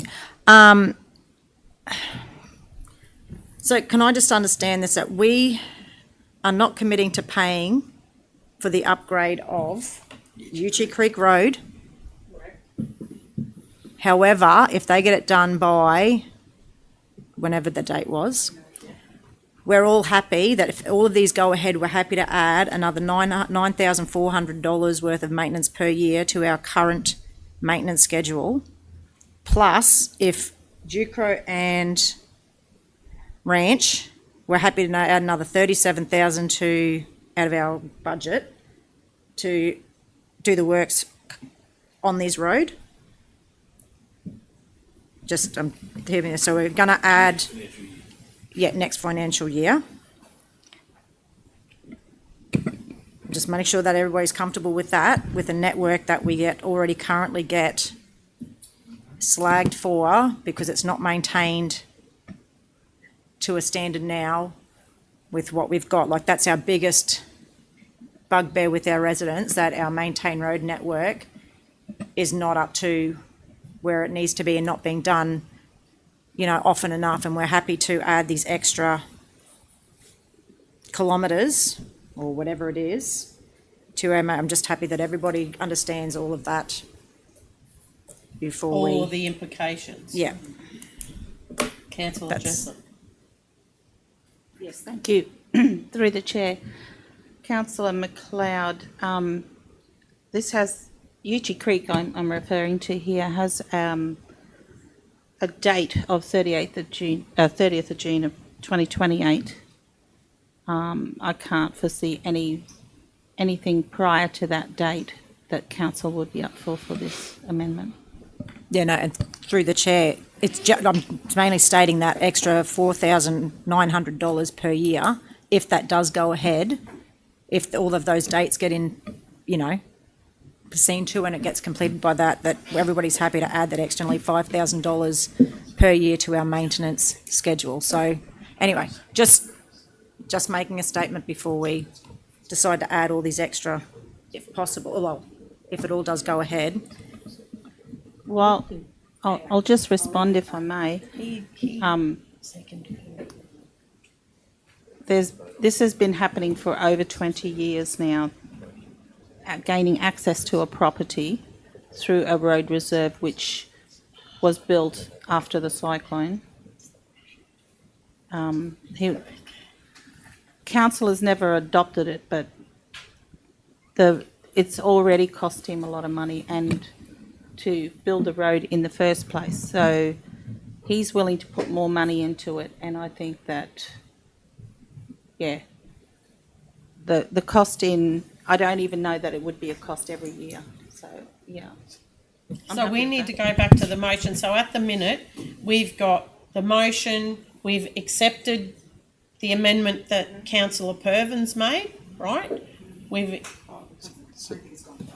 Hasn't gone to vote, no. Through the chair, yes. So Councillor Jessup has moved an amendment. It's been seconded by Councillor Purvin. So now we're going. We'll take a vote on the first. We'll take a vote on the first one to make that the substantive, and then an amendment can be put on that. So take it. If anyone wants to speak for and against, now's the time. I just need to get this straight in my head. So is this recommendation now coming forward as the motion that there'll be 5 separate points instead of 2? Sorry, or are you doing 3 and 3 talks to Duckrot, Uchee and Ranch? So Councillor Purvin moved a motion that was point 1, 2 and 3, which had Ducrot Road added to it. So that was the motion that was on the table. Councillor Jessup has proposed an amendment to that motion, which has been seconded by Councillor Purvin. So there now would need to be a vote to make. Councillor Jessup would then have the substantive motion, which would be point 1, 2, 3 and 4. and then there would be an opportunity for Councillor Littlemore to propose an amendment. He would need someone to second that. Councillors would then vote on that amended motion. If that was voted down, we would go back to Councillor Jessop's motion. If that's voted in favour of, that would become Councillor Littlemore's substantive motion, which would then go to the floor to be voted on. So the next step would be to, if we've got a mover and a seconder, would be to take it to the vote for the amended motion that Councillor Jessop has put forward, which includes those points around Uchie Creek. May I ask some questions around that amendment before we vote upon it, or are we going to debate it once it's been voted upon? I think now would be the time. Okay, all right, that's good. Thank you. So Uchie Creek at the moment.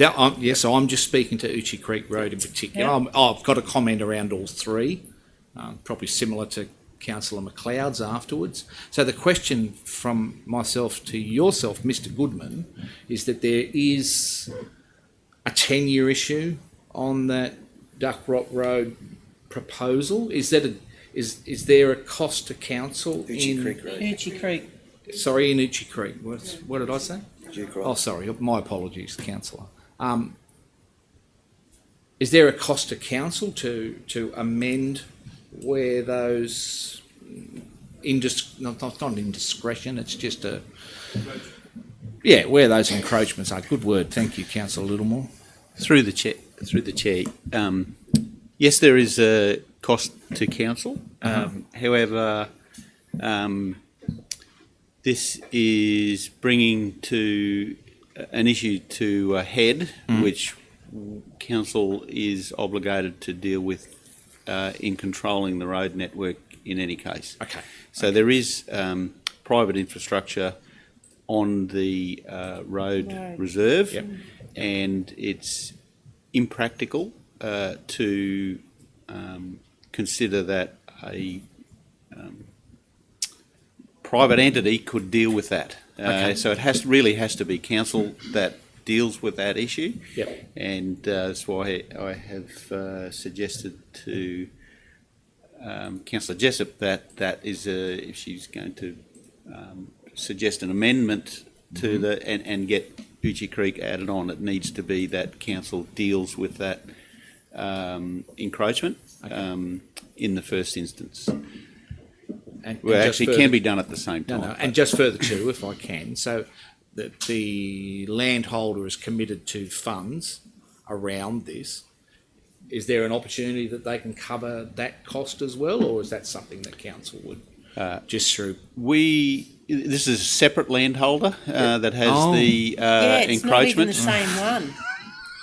Let's complicate it a little further. Okay. So, but in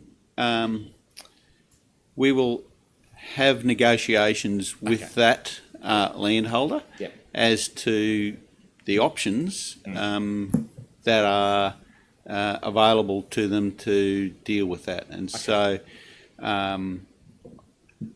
to provide not an exhaustive list, two of the options could be that they could remove their encroachment or they could fund essentially a land swap to move the road reserve where the actual road is now.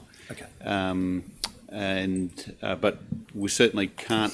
I can't advise councillors exactly what the outcome is because we haven't undertaken any negotiations with that landholder. Trying to get my head around the process. That was all. Thank you. Councillor Chewy. Thank you, through the chair, Mr. Goodman. Councillor Jessop has talked about the landowner creating and paying for a road. Obviously, there has to be a standard that he has to abide by. So, can we just have clarification that it's not going to be a goat track, which is going to cost council more? There's a certain standard of that road that he has to be applied before we then take over. Should this go ahead, if you could just add some context. Through the chair. So the words that are in I think what is this about maybe consideration as the substantive motion, would say do say that it's upgraded to the conditions and specifications as council requires. So not a gate track. We would start with F&Q Rock standards for a gravel road. Those certainly can be individually considered with RPQ consideration of any reasonable amendments, but as a minimum it will be the standard width that we would expect, some consideration about sight lines and those sorts of things,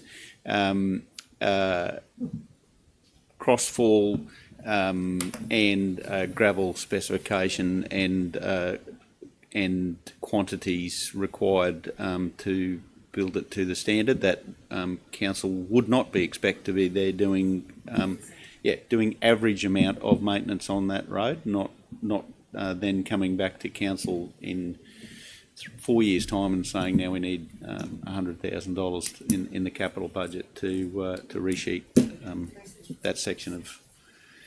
So just to complicate the matter even more, if this person does go and pay for this road, what's his view going to be when the other users are using this road and they may not use it to his liking? Like, what happens there? If they've got to drive on his, because he's going to think that it's his road because he's paid for it. Well, I'd want to be thinking it was my road if I'm paying for it. What happens there when other people start? What if, say, the next door neighbour starts getting cattle trucks coming in, or like what happens then? Like who does that go back to then? Public roads. Through the chair, it is already public land. So there is no constraint on who can access that at the moment. All right. Even though it is a property access, and it could be that one third party pays for all of this, or it could be that there are multiple that come to and contribute to that. And I guess I've provided those words to Councillor Jessup so that doesn't predetermine that there would only be one contributor to this. But if there was one contributor to upgrading the works, it becomes public road. It certainly doesn't become the property of the person who contributed to it. It's public property as it is now. It's public land as it is now. It's a maintained road and as of right access for the public to use it. So then if we're not maintaining it to his standard, what happens then? So he might build this road and we get to maintain it, but then he keeps coming back to council and saying, you haven't maintained it to a decent standard. You know, this is what I paid for and this is how you're maintaining it, but I expect it to be maintained to, like, where is the shift of ownership here? So through the chair, council have a hierarchy on all of those roads. The fact that this road only services one property, I would anticipate it will sit as a low hierarchy, and therefore the maintenance undertaken, and that can be communicated to the individual. I think that should be clearly spelt out in the beginning. I think what are the other opportunities? Well, Mr. Burns could absolutely seek council to take that portion of the road off the maintained road network if he wished to maintain it himself to a higher standard. Okay, Councillor McLeod. Thank you. Through the chair, is there any appetite for any of these roads that wish to be extended that they pay the outlay and then we just stuck with the maintenance, which is quite significantly less a year than, if these people want those lengths extended, is there any appetite for them to put in that initial so that it's not a burden to the rest of the ratepayers? Because I think there's only like one property at each one of these, apart from Mary, and it's only really accessing one property. If they're happy to do the update, then, but I'm just saying, and then the council will then maintain it at, just shy of $10,000 a year. Can I just Can I speak to? Can I speak to that? Yeah. So I'll refer to Ducrow Road there. It's actually an extension of time to an existing road that's already there for 150 metres. The council's currently using that road themselves to undertake roadworks to that point that continue to use that road as it is a gazetted road. The garbage truck goes down there, and it's more than just one property, Councillor McLeod, just to let you know. And you're talking an extension of 150 metres with minimal cost that's come out on our community scorecard that roads in our region are number one. And this is my reason to support that. Councillor McLeod. Sorry, so further to that, so yes, the community scorecard has said that roads are our most required one. So by adding to our current road network, we're going to be putting more pressure to get the roads done more frequently. The more roads we add, the less the roads are going to be done, because we've only got so many graders. Unless we're willing to put on more grader, get more graders, more grader drivers or contractors or anything like that, which is going to be a more cost. The more network we add,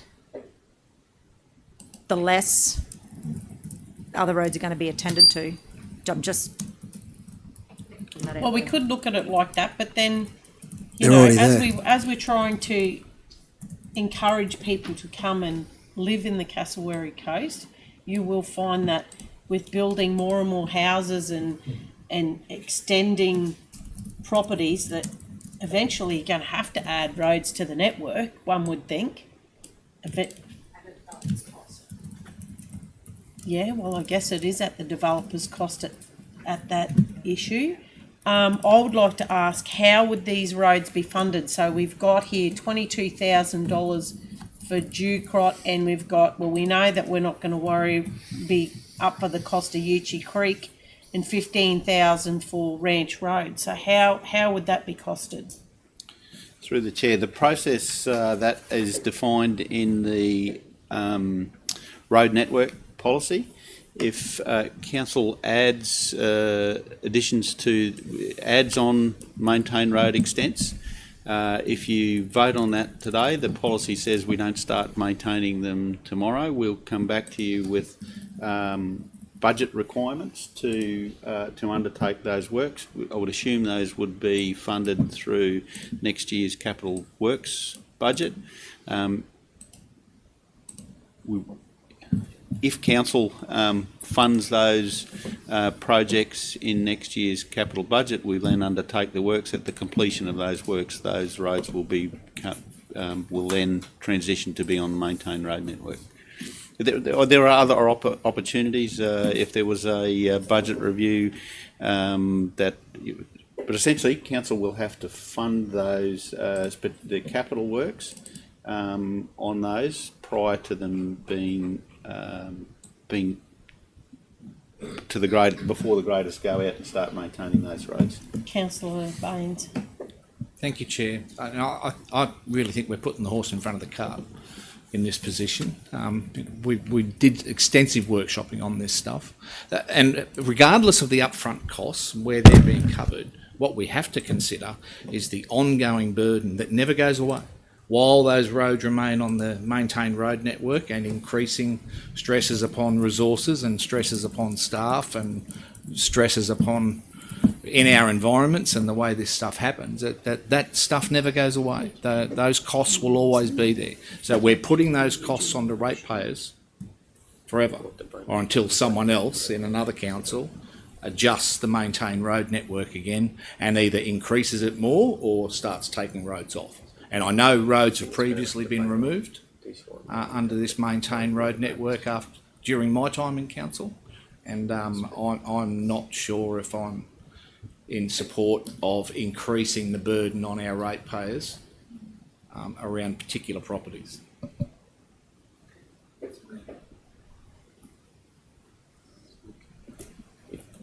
Can I just talk to that comment? So, Councillor Baines, I'm not adding a new road. It's an existing road. Yes, you did. You just made comment. I said you're adding to the burden. Yeah, exactly. But you're not adding to the burden of a new road. It's an existing road that's already there that we're maintaining anyway. It's an extension. But the burden increases nonetheless. We've got to actually physically get the machinery out there anyway. So you're talking 100, 150 metres for the road in particular that I'm put forward today, which is Ducrow Road. I'm not asking you to come back with machinery to do a road that has not been maintained before.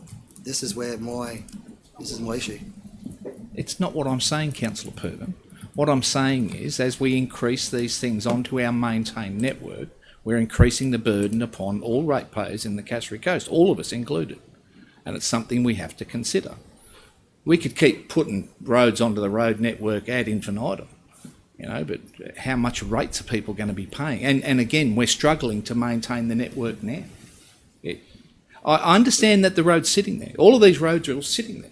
They all are, but as we increase them on the maintenance program, that's what increases costs. The capital up front, that's a one-off. I'm fine with those sort of costs.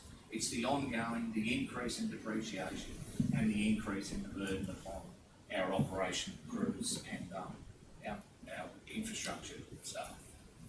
Councillor Jessup. Yes, through the chair. Councillor Baines, when you look at Uchi Creek, for instance, where there's no cost to council or very little, the only cost, the only cost up front would be to move a surveyor's peg, basically, but that has to be done regardless of whether or not that road gets built. So in this case, they're willing to pay for their own road to be built, and the maintenance probably after 2028-29 will probably be very minimal. We can imagine all sorts of things that we want to. The point I'm trying to bring us back to is not the capital cost up front that concerns me. We're setting a precedent, and we're going to start increasing the maintenance burden, and those burdens come out of our pockets, and that's the thing that concerns me. Because once it's on the network, until it's decided to be removed, it's maintained forever. It would, in a sense, I suppose. Mr. Goodman. Sorry, I almost called you David then. Through the chair, I don't take offence to that. That is my name. Councillors. Yes is the short answer to that. Although council can also decide to improve or reduce service levels. So there are other opportunities to manage your budget depending on what funds are available. But yes, that's the. That would So be the again, that expectation. brings us back. Thank you for that great conversation. That now brings us back to: we need to vote on the amended motion that Councillor Jessup has now brought forward.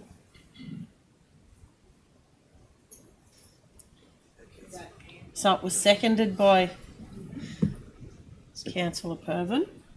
Through the chair, there's some backwards and forwards. So if you're To the not amendment. in support of what Councillor Yes, Jessup has added to that motion, you would vote against. You would vote in the negative in this vote. If you are in support, you would vote in the affirmative. Renee, you listening? If you vote against the amended motion, it would go back to the substantive motion, which is Councillor Purban's motion, which is to add Ducott Road to the recommendation that was with the report. We'd go back to that and put that to the vote. If you were against adding Ducott Road, you would then vote against that motion. So through the chair, what would happen to Ranch Road? That hasn't even come to light yet. So if Councillor Jessup's motion amendment fails and Councillor Through the chair. if his vote succeeds, do I then have the opportunity to move a further amendment to that succeeded motion? Through the chair, you would. That becomes a substantive motion. If Councillor Jessup's was voted against, you would have the opportunity to move an amendment to Councillor Purban's motion, which would then go to the vote as well. So.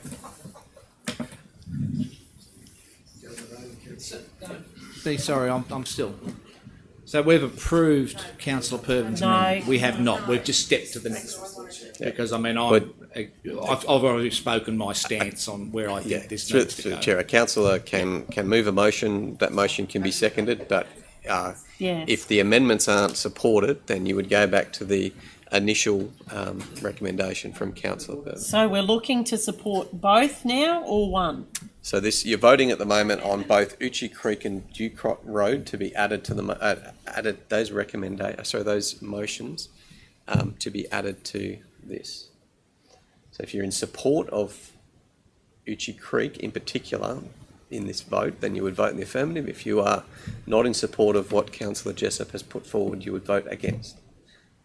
So if we keep it simple. Technically just doing. Yes. Uchi Council. Yes, Absolutely. we'll keep, yes.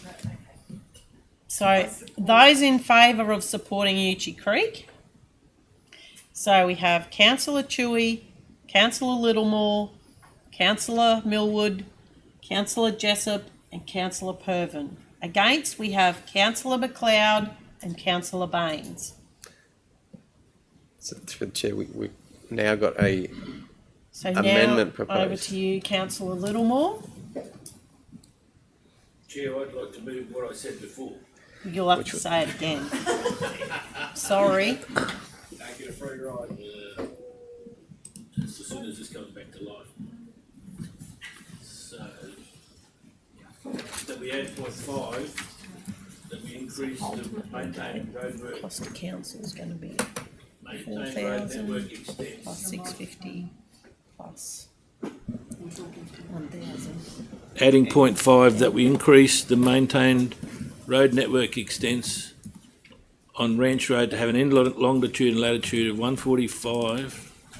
Just make sure I've got the right one. 145.723350 and minus 17.968990.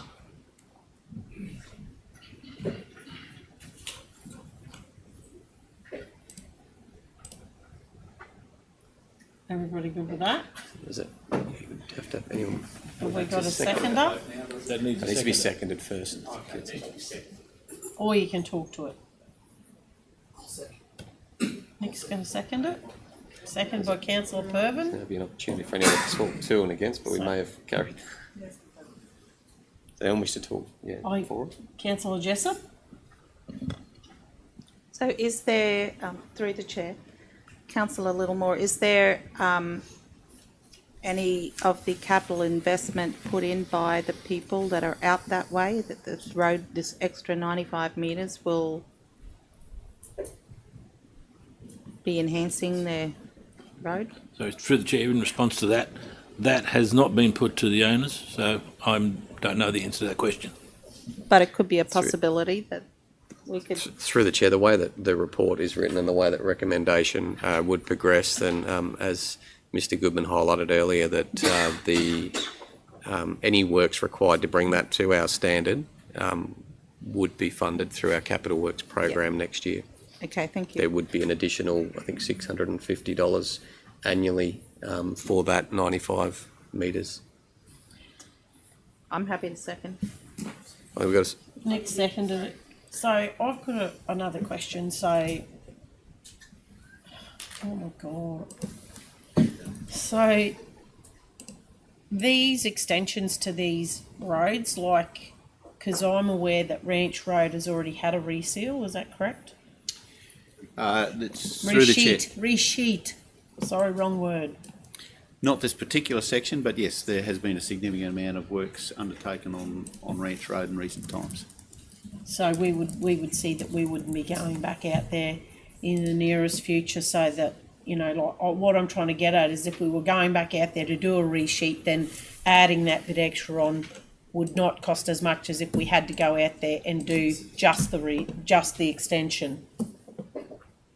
That's correct, and while there's other opportunities to, haven't thought through all that detail, but there's plenty of opportunities if council undertakes, if the If that changes, there are other works, and why it might not be on Ranch Road, it might be on North Davidson Road or South Davidson Road. We will be undertaking works in and around that vicinity over the Okay, next 12 so months. that's my ask. So the same goes with Ducott Road or Ducott, however you say it. It's got me stuffed. If there was works to be done there, that would be potentially when we would do the extension. Correct. Through that, yes, that's through the chair. That's how we would undertake the works, is in conjunction with other works. Okay. All right. So we got all those on the table. They've all.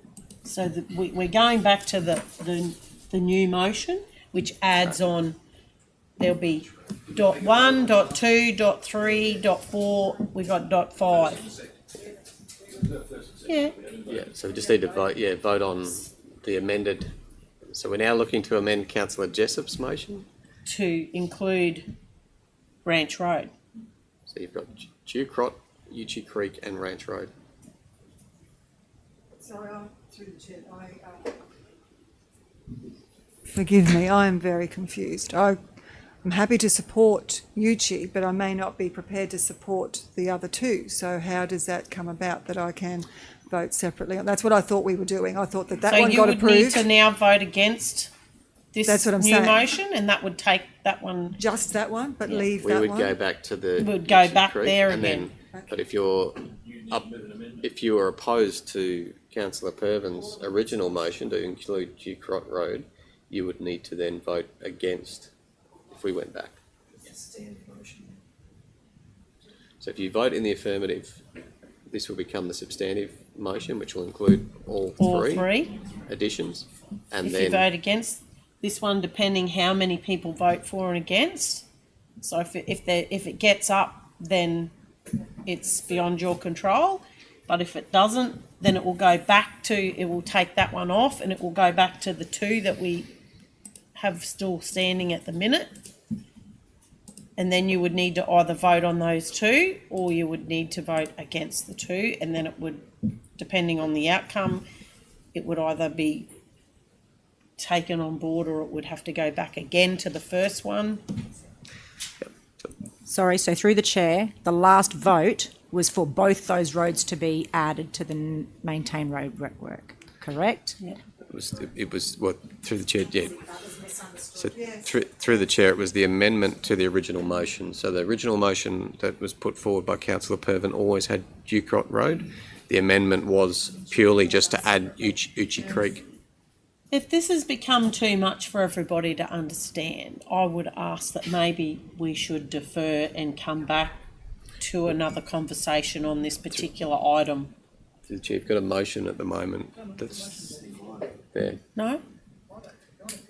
I have a stance. Okay. Sorry, I think it was misunderstood that So they were supposed to be separate, not. So through the chair, it was that last one was purely the amendment to add Uchie Creek to the original motion. So the original motion was always to have Ducott Road added to. So at the moment, you've got the addition now of Ranch Road to that motion. Councillor Littlemore. Chair, a point of clarification. If Councillor Chewy was in support of Uchie Creek Road, but not Ducott Road, she would need to move an amendment if my motion failed. Would that be right?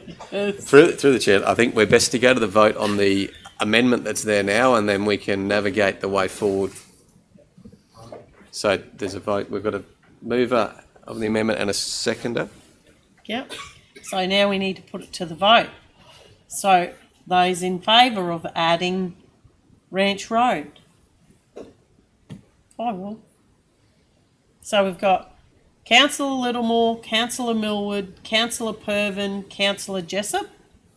And against we have Councillor McLeod, Councillor Baines and Councillor Chewy.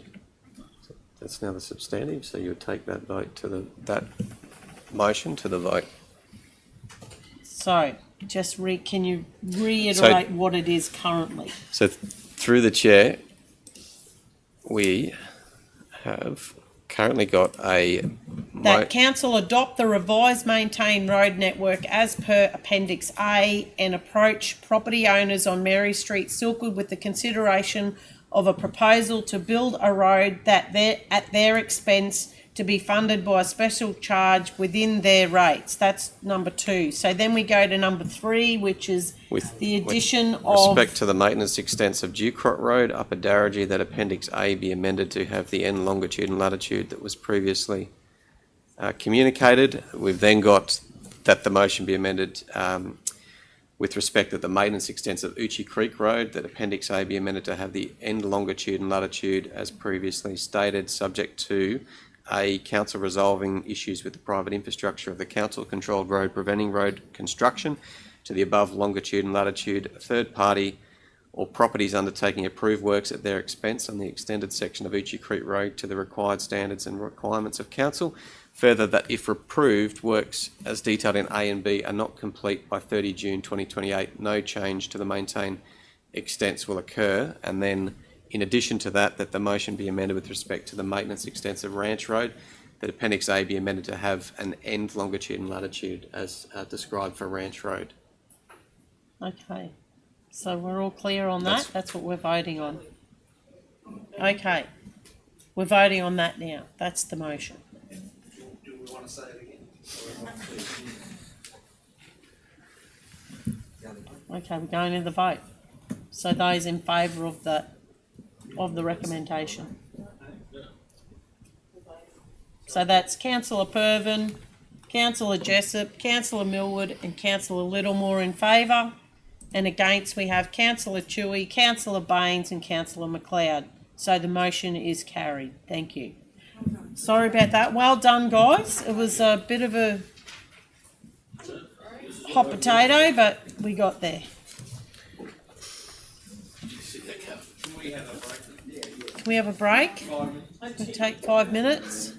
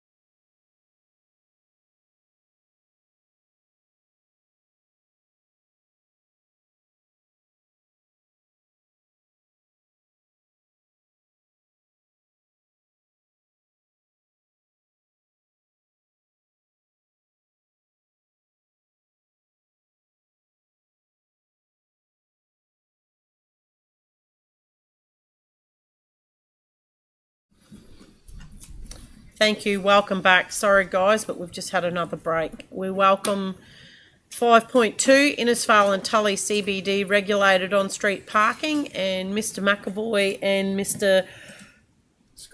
Brunetto will present. Sorry. Thank you. Thanks, Mayor Millwood. Through the chair, I'd just like to draw your attention to item 5.2, the Innisfail and Tully CBD regulated on-street parking network review.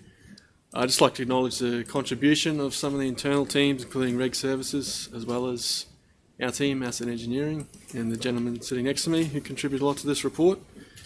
This report, amendments are proposed to the parking network within Innisfail and Tully CBD to better align with community and regulatory requirements. We've had feedback from council and community members, including businesses and special needs groups, on proposed changes to the parking network, which was assessed against feasibility, cost and regulatory requirements. This includes the Australian Standards for Parking, AS 2980, and other relevant guidelines.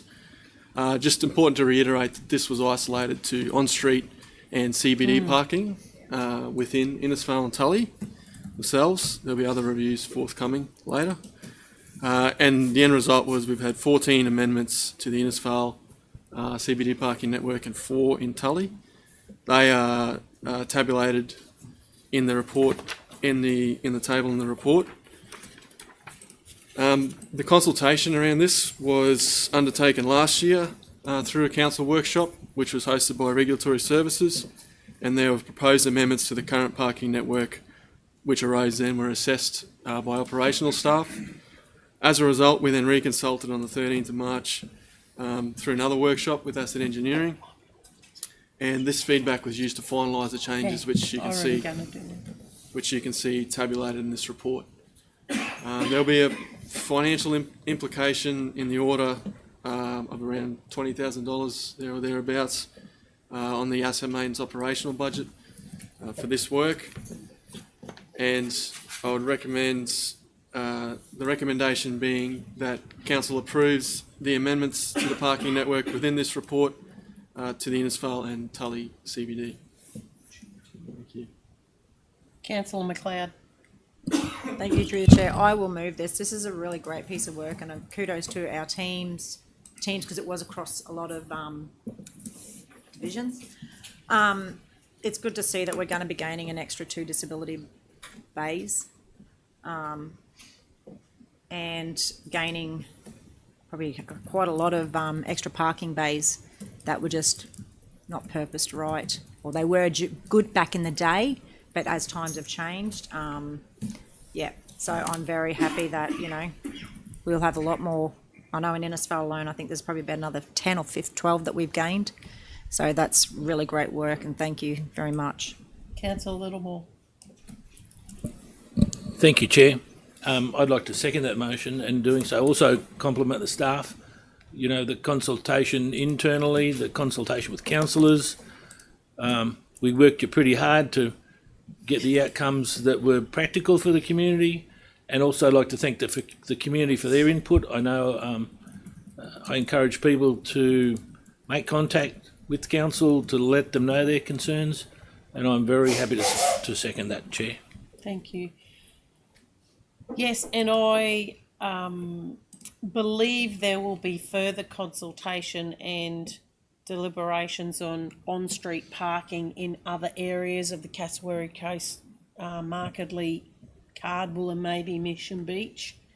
Through the chair, that's planned, yes. Yeah. Yes. And this didn't include, I just want to put it out there, but this didn't include any off-street parking. This is only simply on-street parking, and the provisions made, you'll find, and we hope that you all agree, that some of the changes that have been made have definitely considered, the wheelchair parking and stuff like that to make it easier for people to get in and out of their vehicles. And so, yeah, well done. So it's been moved and seconded. Councillor Baines.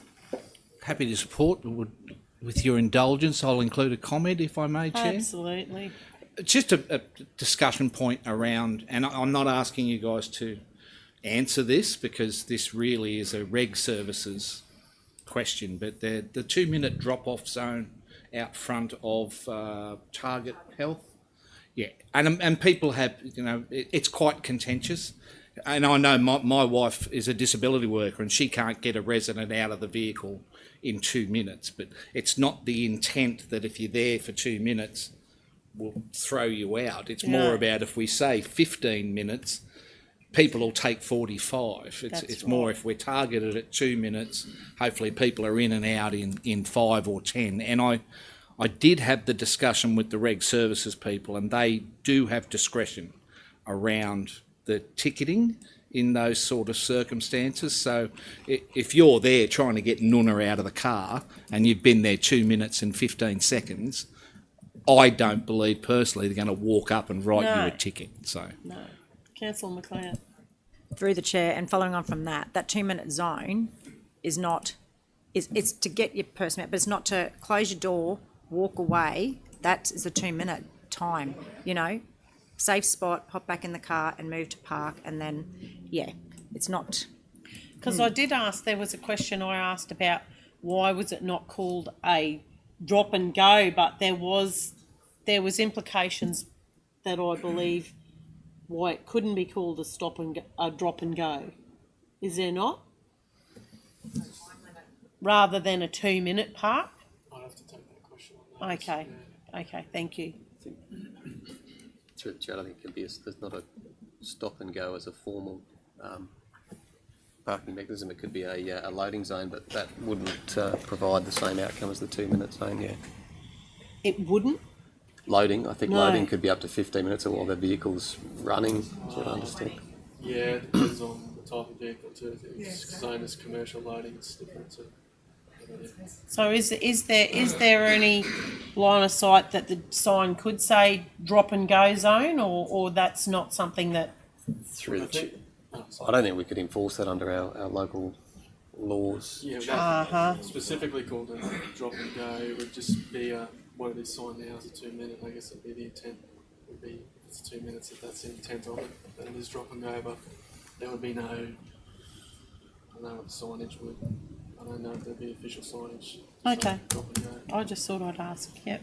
Yeah, and I Councillor think the Baines. point I'm trying to make is council aren't doing this purposely to get parking tickets. No. We're just trying to get people to utilise that space efficiently. Get someone out, drop them off, move And the car, move, yeah. and then if it's used properly, you can come back in the car and pick Yep. them up again. Because Yep. generally there's an abled person with the differently that's abled right. person as a carer or supplier. So. Sorry. Councillor Purvis? Yeah, just with that particular park in question, the sign marking for that, would there be some sign marking on the road too? Because you're talking 2 minute parking and 2 hour parking in the CBD. And I know, look, it could be, I know it says minutes and hours, but there could be a bit of a issue there to see 2 hours and you just think it's 2. Any chance for that specific park we could have 2 minutes painted onto the road so it's a bit more obvious that people know that's what it's going to be? Yeah, through the chair, separate to this report, that can be something that can be investigated. As to whether or not that's feasible. Yeah. All good. So we'll put it to the vote. All in favour? Everyone's in favour. Thank you. Thanks, guys, for your good work. We now got 5.3, divestment of council's community housing portfolio, and Mr. Valente will present.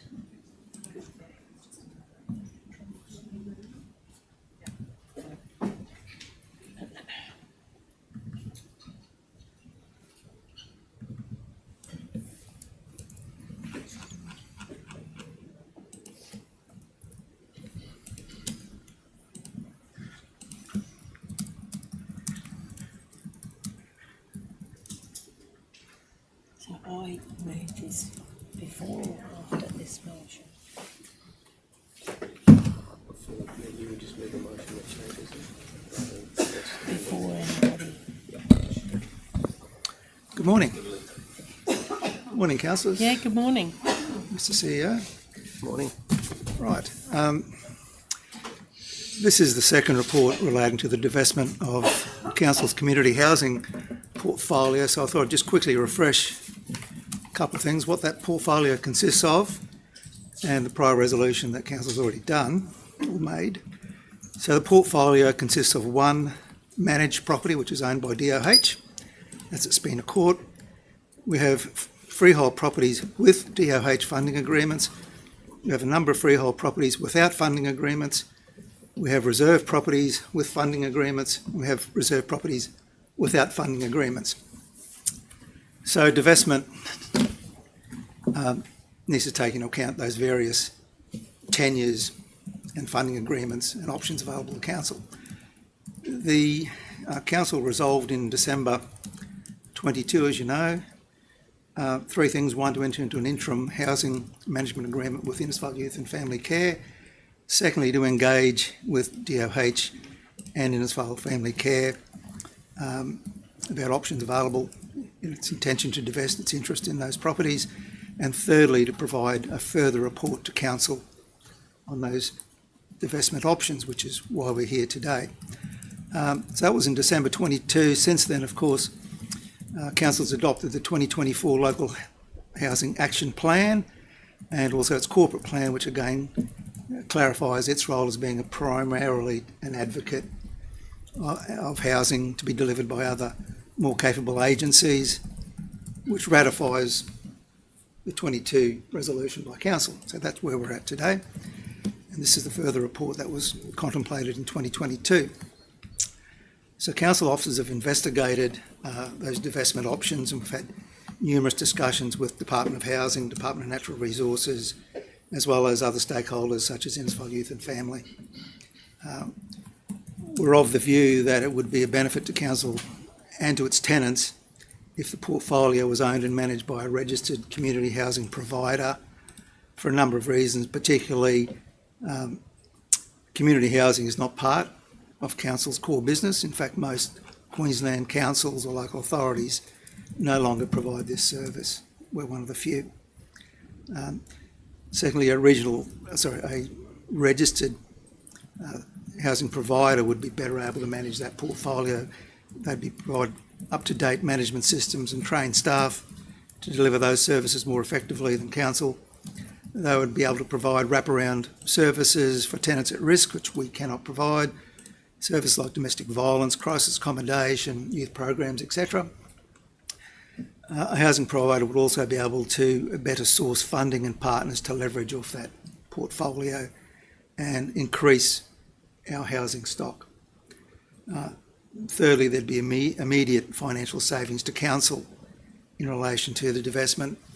The divestment in stage one, for example, would save council $50,000 in depreciation as well as admin costs. So that's the background and the reasons why we're proceeding. Due to those differing land tenures I mentioned, this report will recommend a staged approach for divesting of its portfolio. The first stage is the divestment of freehold properties which have funding agreements in place with Department of Housing. So that's what this report looks at, and it also seeks resolutions about the remainder of the portfolio to move those forward as well. So the report recommends the approval of disposal of the funded freehold properties, which are in Annexure A to your report, by an expression of interest process. I'll just explain quickly. The EOI process will have a number of criteria. Of course, the usual criteria: they've got to be eligible, they've got to be registered national housing provider, they have to have proper governance, they have to be financially sustainable, proven ability to run these programs, and I think quite importantly, one of the major criteria is their ability to leverage off the equity in our portfolio and increase housing in our region. And finally, there would obviously have to be some demonstrated local content. So that will be roughly the criteria. The EOI is still to be prepared. A very important part of the EOI, of course, is how it's evaluated, and that'll be evaluated by a panel which will include independent industry specialists and, we think, representatives from DOH on that evaluation. So that's the process. Part of the process will also require DOH's agreement on the transfer of the funding agreement. So following the resolution, we will need to engage with DOH, the EOI will be subject to those conditions from DOH. The council is committed in that process also to look after housing tenants, of course, and every effort will be made to make sure that that transition is as seamless as possible. Turning quickly to what's going to be left after the EOI, we will still have reserve properties. The preferred option for them would be to investigate the conversion of those freehold properties to those reserve properties to freehold tenure, and we'll provide a further report to council on the progress and the mechanisms involved in doing that. And that will thirdly leave our remaining freehold properties, and they're the ones without funding agreements, and what we do with those. And again, a further report will come to council once we investigate possible disposal, either by sale or possible ventures with housing providers on some of that property. So they'll be subject to all further reports to council. So this report will touch on those so that we can advance those as well. But primarily, it will look at how we divest that first stage of funded freehold properties. So we recommend firstly that council approve the process of divestment of council's identified housing freehold properties, which are in Annexure A to the report. Secondly, approve the disposal without tender or auction by adopting the exception contained in section 2361B2 of the local government regulation to the successful applicant of the EOI process for a nil value or as such other amount as the CEO reasonably determines. And then subject also to the conditions and requirements of Department of Housing. Thirdly, in accordance with the Local Government Act, delegate authority to the CEO to enter into the contracts, negotiate and finalise and execute any matters associated with the divestment of those funded freehold properties, subject to council's normal procurement policies and practices. Fourthly, request the CEO to make amendments to the relevant financial year budgets to recognise the divestment actions for expenditure and revenue and the required transfer of funds held in housing reserves to the successful EOI applicant. Fifthly, in respect of the identified community housing properties on reserve land, which are called the reserve properties, authorise the CEO to investigate possible conversion to freehold tenure for the purpose of their future divestment, including expenditure of monies from existing land and property acquisition budget to make application to DNR to freehold those reserve properties, and upon receipt of a response from DNR, request the CEO to provide a further report to council recommending the process of disposing of those reserve properties.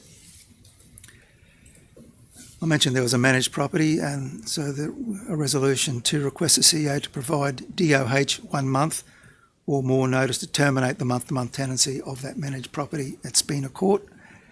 Seventh, request the CEO to negotiate into a new management agreement with Innisfail Youth and Family Care from 1 July 2025 to 30 June 2026 in respect of how council's housing portfolio to reflect the staged divestment during that time. Finally, in respect of the identified housing freehold properties which are not subject to funding agreements, authorise the CEO to investigate the possible sale or development of the unfunded freehold properties either to or with DOH or a housing provider or a private investor, having regard to the impacts on existing community housing tenants, and request the CEO to provide a further report to council recommending the process of disposal of those unfunded freehold properties. Any questions? Yeah, I'd like to move a motion. I'd like to move the motion that we amend point 3 in the recommendations to state that the Chief Executive Officer brings back a report to council to consider the applications that are received through the expressions of interest process. You'll second that? Seconded by Councillor Purban. Do we vote on? Do we vote on? The context is really around that. I think that we need to make sure that we're doing all that we can to make sure that the provisions stay locally, for not just for the company but for employment reasons, Let me go back on my notes. Yeah, and it comes back to the discretion of council, and I think that's very important. And I think that another important thing is to note that the expression of interest evaluations, that the ratings in there need to make sure that one of the highest ratings put on there would be that it needed to have local content. So that's the reasoning behind why I'm asking for that to come back to council. So, yeah, we've got to move. Anybody else want to make any content, or you're happy to vote on that? Happy to vote. So, all those in favour of the addition, thank you.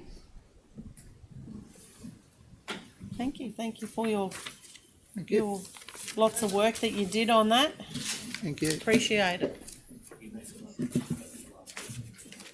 Now we move on to item 6.1, the petition, and Mr. Gruffin will present.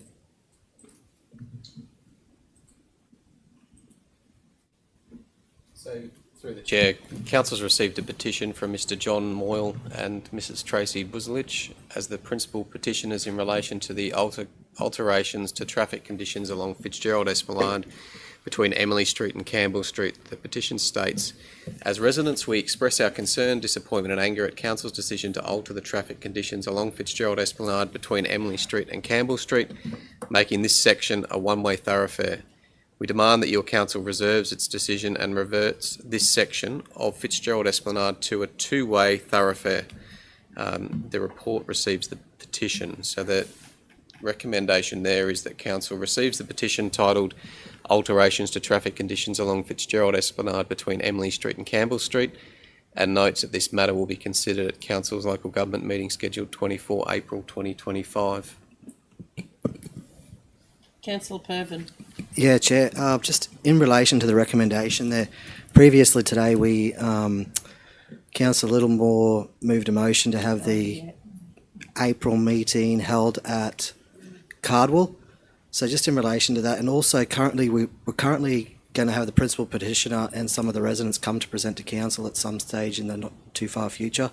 I'd like to see us move that date that's there for the 24th of April to be held now it's to be held at Cardwell, to either move it out to the May meeting or the June meeting. It's not going to make sense for the residents to travel down to Cardwell to speak on behalf of this, when we can at our next meeting after that have it, Tully Chambers, I'm presuming. So I'd like move it to the June meeting. So just the timing's not going to be, if you get anyway. Through the Chair, that'd be the 26th of June, if that was the June meeting. Councillor Jessup. A little bit, through the Chair, just a little bit worried that's very close to budget. You'll be done by then. We'll be done, yeah, we will be, but we'll be Close to presenting. Sorry, budget? We've still got. Well, yes, but It would will just be still have presenting the time to- budget. It Yeah. would be done in a special meeting. Yeah, anyway. Yeah, fair two call. separate meetings. Yep, all right, thank you. So in relation to that, so I'd like to move it to the June. What date, Mr. CEO, did you say that was? 26th of June is the LGM. Yeah. So if we could change it from the 24th of April to the 26th of June, 2025. Before. Having upset the apple cart with the earlier motion, I will support. You'll second that? All right. So, and all those in favour of that? Great. All right. Done. Thank you.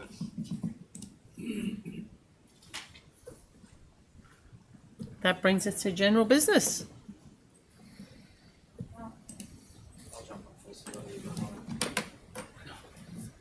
You jumping up first. I've only got one. Look, I just want to remind people about the Feast of the Senses this Sunday, to be held in Innisfail.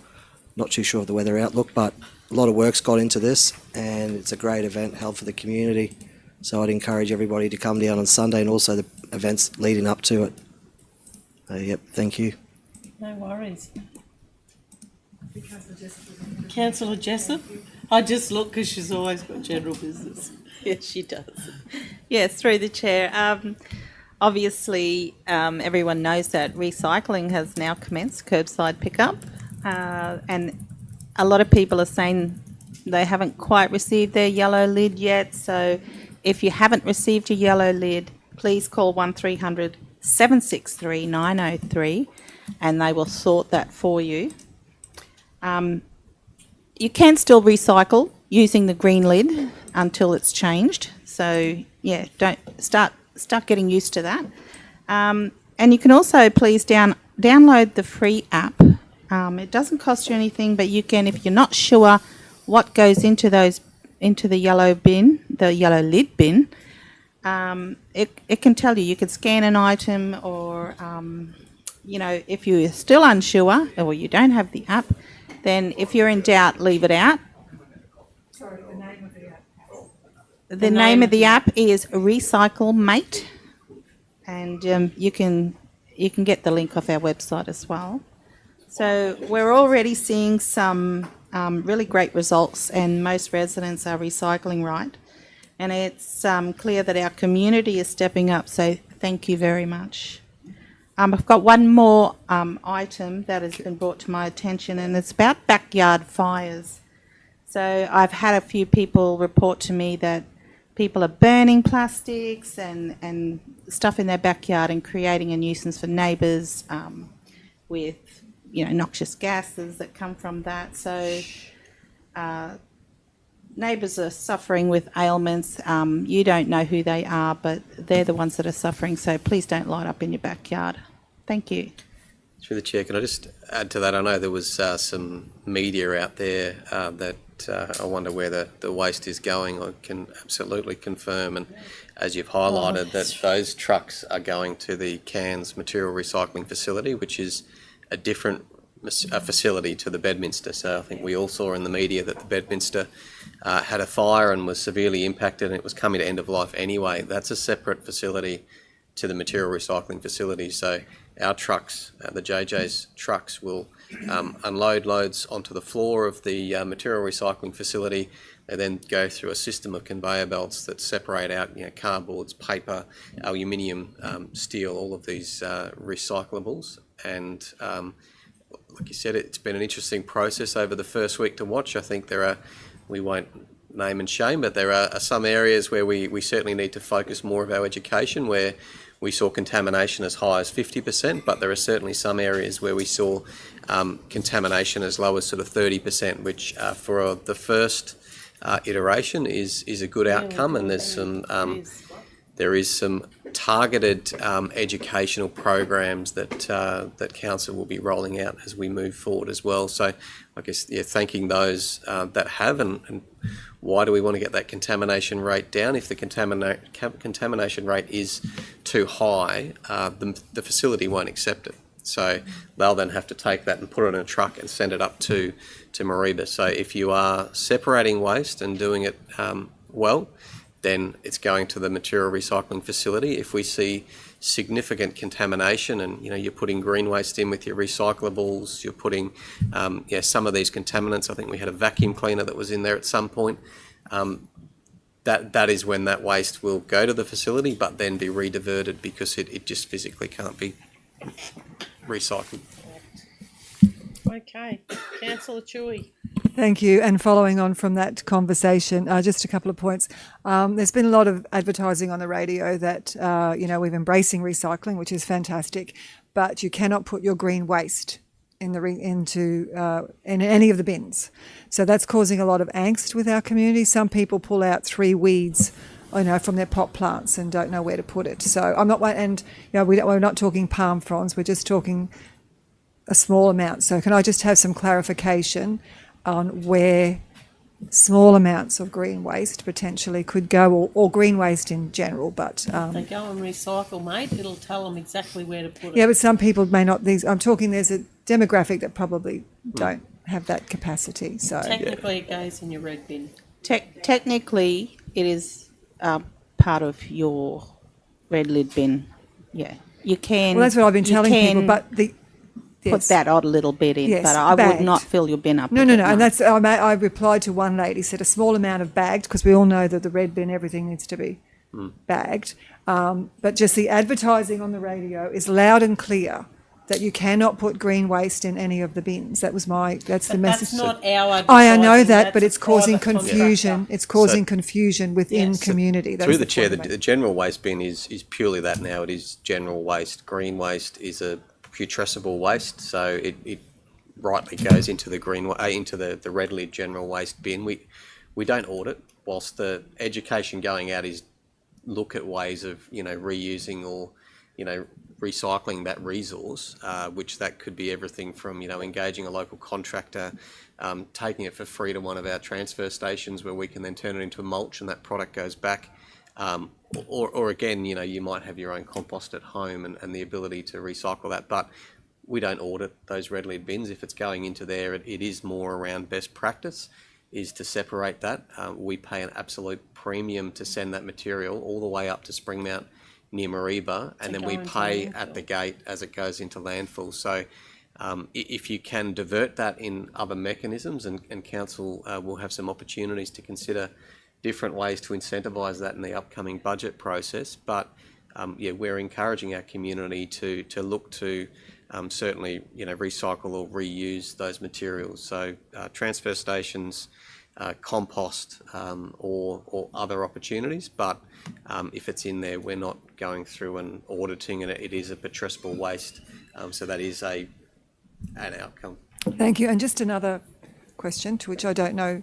I've driven across some streets and the yellow bins are out and it's fantastic, but there's been broom handles and things sticking out of the bins. So consequently, the bin is then open and the rain is getting in. So that's an issue, one would assume? Through the chair, I mean, once cardboard and paper yes, that's what I'm is saying. Wet, it is contaminated, so it won't be separated and baled up at that material recycling facility. So we need, considering where we live, obviously with the wet, we just need to maybe make some messaging out that the bin needs to be sealed on when it's due for the bin is closed, so that do you know what I'm saying? And look through the chair, like anything that you're looking to put into that bin can be accepted, and we will typically accept at our facility. So if you've bought a new TV and you've got a whole heap of cardboard that's come with that TV, you can take it to a transfer station. We've got larger bins there. You can deposit that free of charge at our transfer stations. I'd have to question, brooms and mops probably. If you ran those through the Recycle Mate app, you would absolutely be getting a do not put in your recycling bin. I didn't think that they were eligible, plus then the bin's going to be helpful. Thank you. Councillor Baines. Can I just ask just to try and get it straight, mate? You said everything in the red bin needs to go in a bag. Is that true? No. Through the chair. No bags in the yellow bins at all. No, that's okay. I was confused. Through the chair, absolutely not. They're lifted and tipped and. Yes, Councillor Baines. I do have a general business item. Thank you, Chair. Because the next meeting is on the 24th of April, I'd just like to make everyone aware that the Anzac Day celebrations are coming up. So on the 25th of April, there are commemorations in all areas of the Cassowary Coast. So, I encourage everyone to please go along and support past and present serving members and show your respect. There are a couple of functions that are planned. There is an anniversary function planned at Innisfail RSL on the day, but of course everyone should be attending their Anzac meeting in their local area and going along.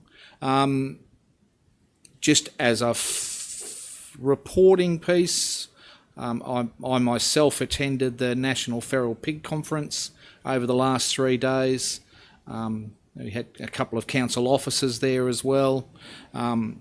Was a really great conference. There's lots of work around how we start working together in this space.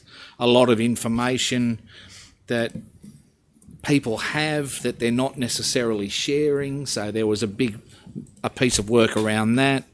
The wet tropics was identified as a significant gap in the data, and I'm very happy to hear that I believe Innisfail Cane Growers has got a funding piece of work to get some collars on pigs and start to do some tracking. So be a really interesting piece of work.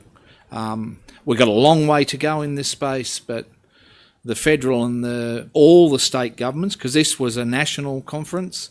We also had people representing, we had some from New Zealand, we had some from the Cook Islands, so there was a few internationals there talking about the different methods that they use. So I know feral pigs are an increasing problem and it's something we need to be conscious of, but everybody needs to be aware that pigs are everyone's problem. They're not just council's problem, they're not national parks' problem, they're not defence's problem. We all need to be involved in the solutions around this, and we can do it. There's a bright future in this space. So a couple of really wild ideas that I'm not going to mention in the recording today, but happy to have those conversations with people because they're working towards some sort of what's the word I'm looking for? Biocontrols. They are looking at biocontrols or looking at DNA controls. So it's a really interesting space. There's some amazing work being done in Broome. Actually, it was a really good presentation. And they have very similar issues to where we are. They've got gorges with little pockets of rainforest. It's hard to find the pigs. So there's some lessons we can take out of that stuff. So just as a report to council, was very worthwhile my attending.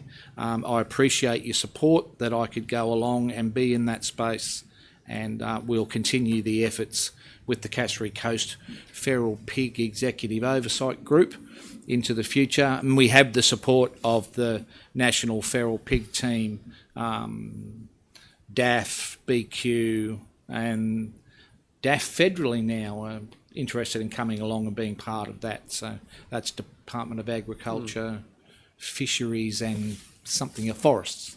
Yeah, different DAF. But, yeah, so. Chair, worth highlighting too that through Council's implementation of our feral pig coordinator role, which was only funded 3 days a week, and we have still working through the process to, I guess, with industry in particular, to demonstrate value to industry, to see an industry contribution to that role. But Terrain have just provided funding to Council to fund the additional 2 days. So great to see Terrain recognise the value of that position and what it does do for industry. And I think now our opportunity to demonstrate to industry that it shouldn't be the broader ratepayers that are funding this role. This should be something that's industry funded. No, very, very valid point and very true point. Back to, it's everybody's business. No organisation can fix that by themselves. We all have to work together in this space. So, thank you. Okay, I got a big rant now. It's a bit of a report as well. I just wanted to give everybody a quick update. I recently represented council on a delegation with the FNQ ROC to the Deputy Premier Blay, Minister Mickelberg and Minister Lay. In those discussions, we talked about the FNQ regional plan, we talked about road upgrades, industrial relation matters, and water and waste. I also attended the Civic Leaders Forum while I was there, so killed two birds with one stone. Gained some very useful knowledge down there about operations of council, and people might ask what advocating does for those in the community. And I can assure you that putting our case on the table and being there at the table is very important. Otherwise you get left behind the door, because if you're not there and you're not being heard, then you're not being heard. We have achieved some things through the advocating I've been doing, such as we are going to get a footpath for Tully Hospital. I've been advocating for that for 4 years and it's just gone out to tender. So we also did get the $8 million that we chased up for the Mission Beach Revitalisation Project. We have been successful in extending the disaster area to the whole of the Cassowary coast.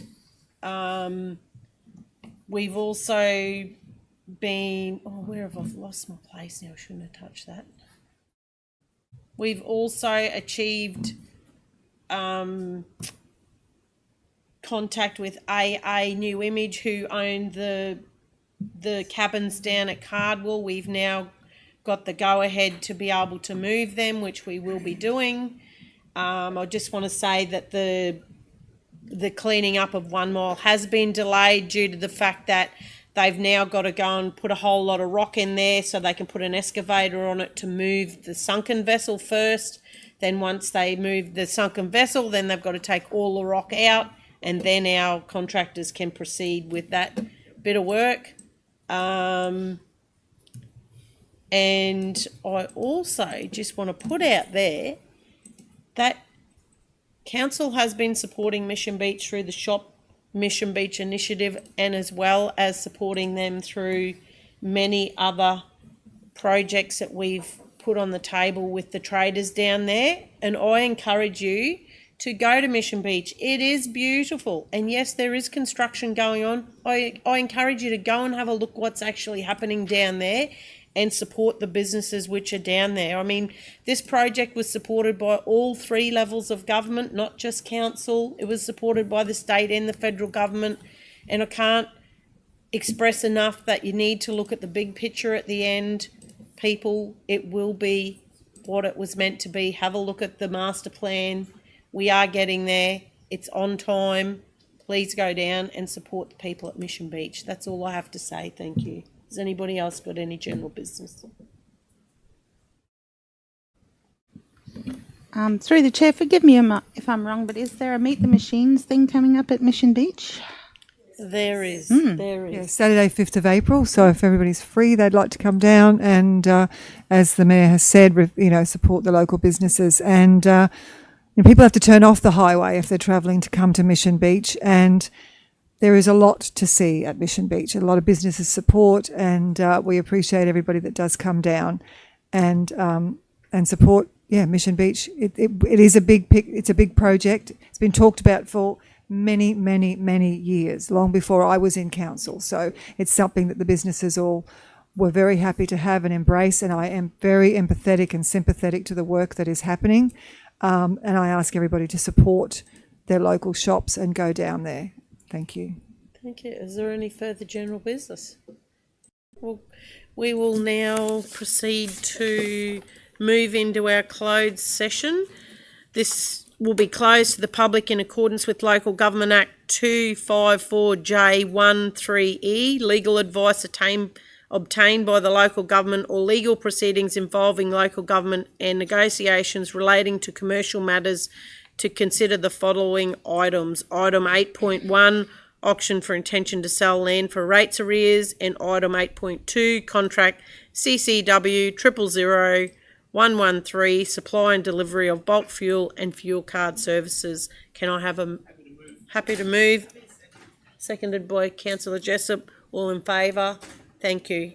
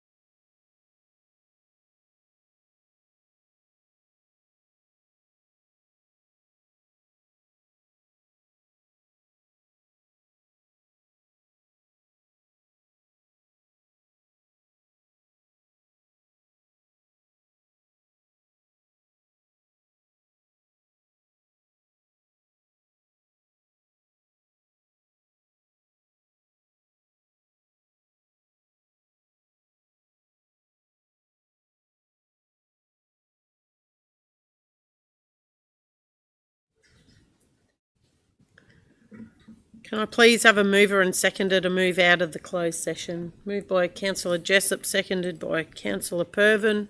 All in favour? Thank you. We welcome Ms Vick here to present the next item. This report is in regards to the land auction for intention to sell land due to rate arrears. So there remain 10 properties as per Schedule 1 which have overdue rates not paid as required by the notices of intention to sell land which was issued on the 5th of November 2024.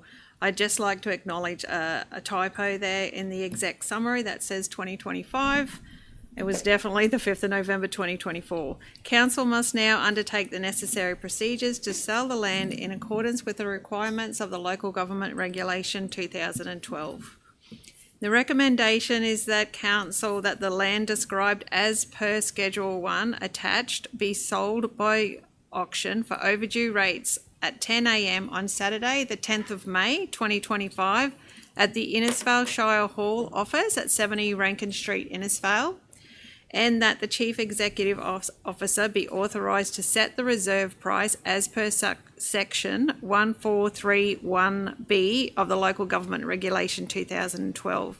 And I'd also like to acknowledge that the Section 1 has been missed in that, so it's definitely as per Section 1431B of the Local Government Regulation 2012. Thank you. Councillor Littlemore. Chair, I'd like to move the recommendation accepting that the auction be held on Saturday the 17th of May 25, otherwise exactly as it reads, Section 1431 in brackets, B in brackets. We have a reasoning. Yes, Chair, thank you.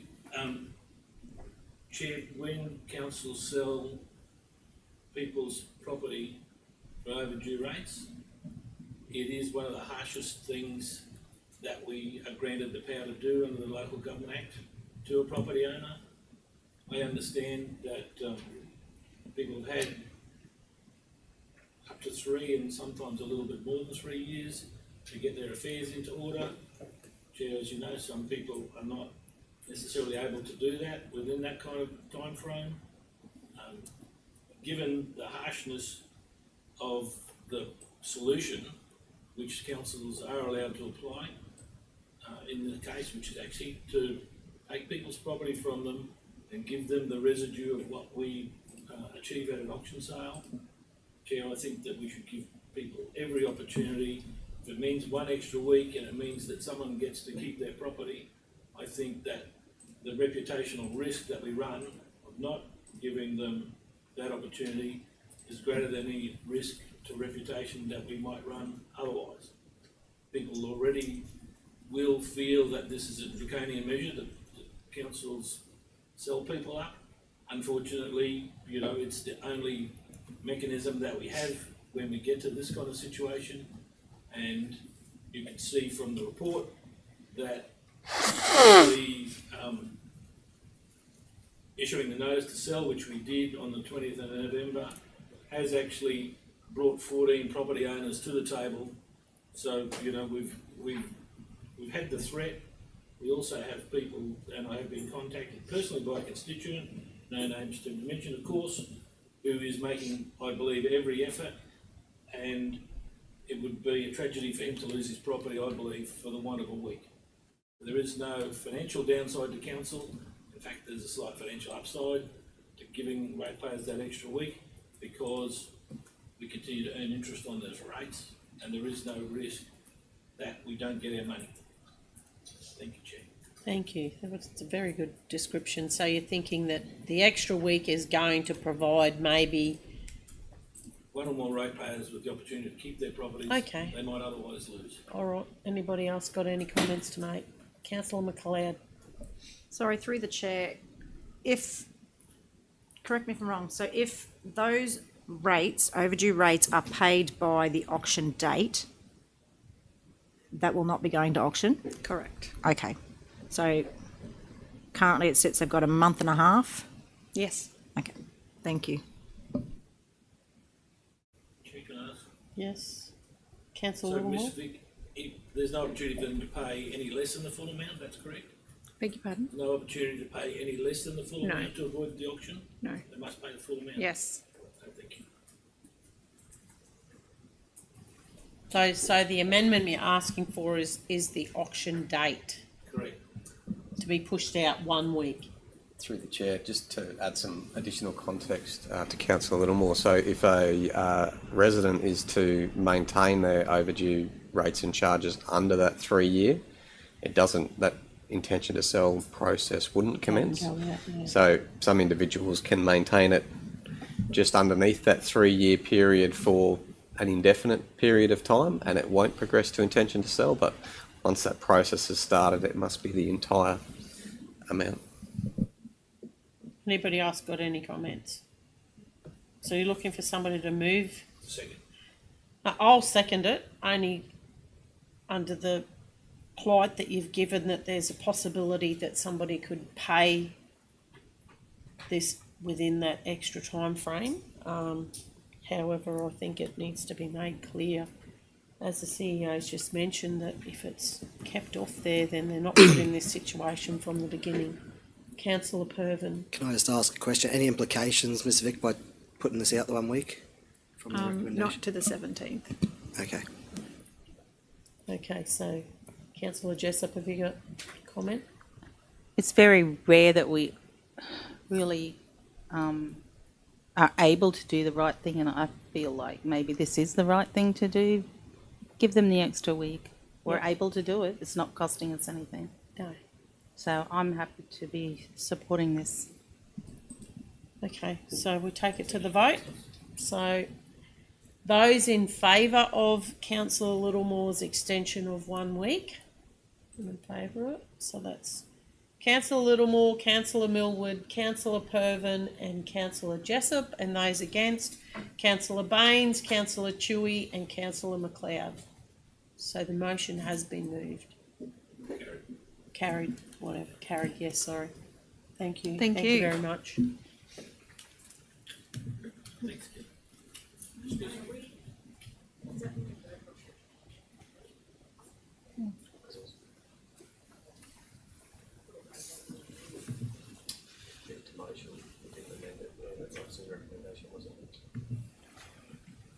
Hello, I was going to say good morning, but it's now afternoon. Good afternoon, councillors. Mayor. Mr. McKevin.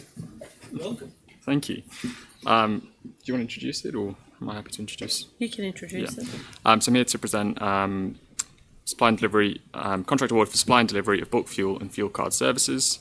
So this report seeks council endorsement to award the contract for supply and delivery of bulk fuel and fuel card services. So that's bulk fuel to both of our depots in Innisfail and Tully for operational purposes. Term of this contract is for initial 3-year term with 2 optional 1-year extensions.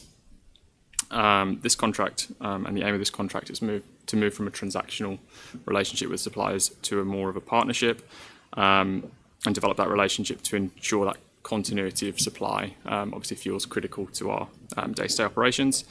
I do want to highlight from the attached recommendation report that Trinity Petroleum Services demonstrated the best value for money and alignment with council objectives, including an established local presence, proven supply performance and a reliability with willingness to partner with us into the future. The service will facilitate reliable and cost-effective bulk fuel supply, ensuring continuity again, competitive pricing and compliance with safety and environmental standards. So the recommendation is that Council award contract number COW 000113, the supply and delivery of bulk fuel and provision of card services to Trinity Petroleum Services, who provided the best value for money, which included greater economic benefit with 3 service stations and employment of 17 full-time employees in the region. And in accordance with Local Government Act 2009, Council delegate authority to the Chief Executive Officer to enter into a contract, negotiate and finalise and execute any and all matters associated with or in relation to the contract, subject to Council's normal procurement policies and practices. Take any questions? Moved by Councillor Baines, seconded by Councillor Littlemore. All those in favour? Carried. Thank you very much. Thank you, councillors. Happy days. That brings us to the end of our meeting. Have a happy afternoon. Thank you. Bye.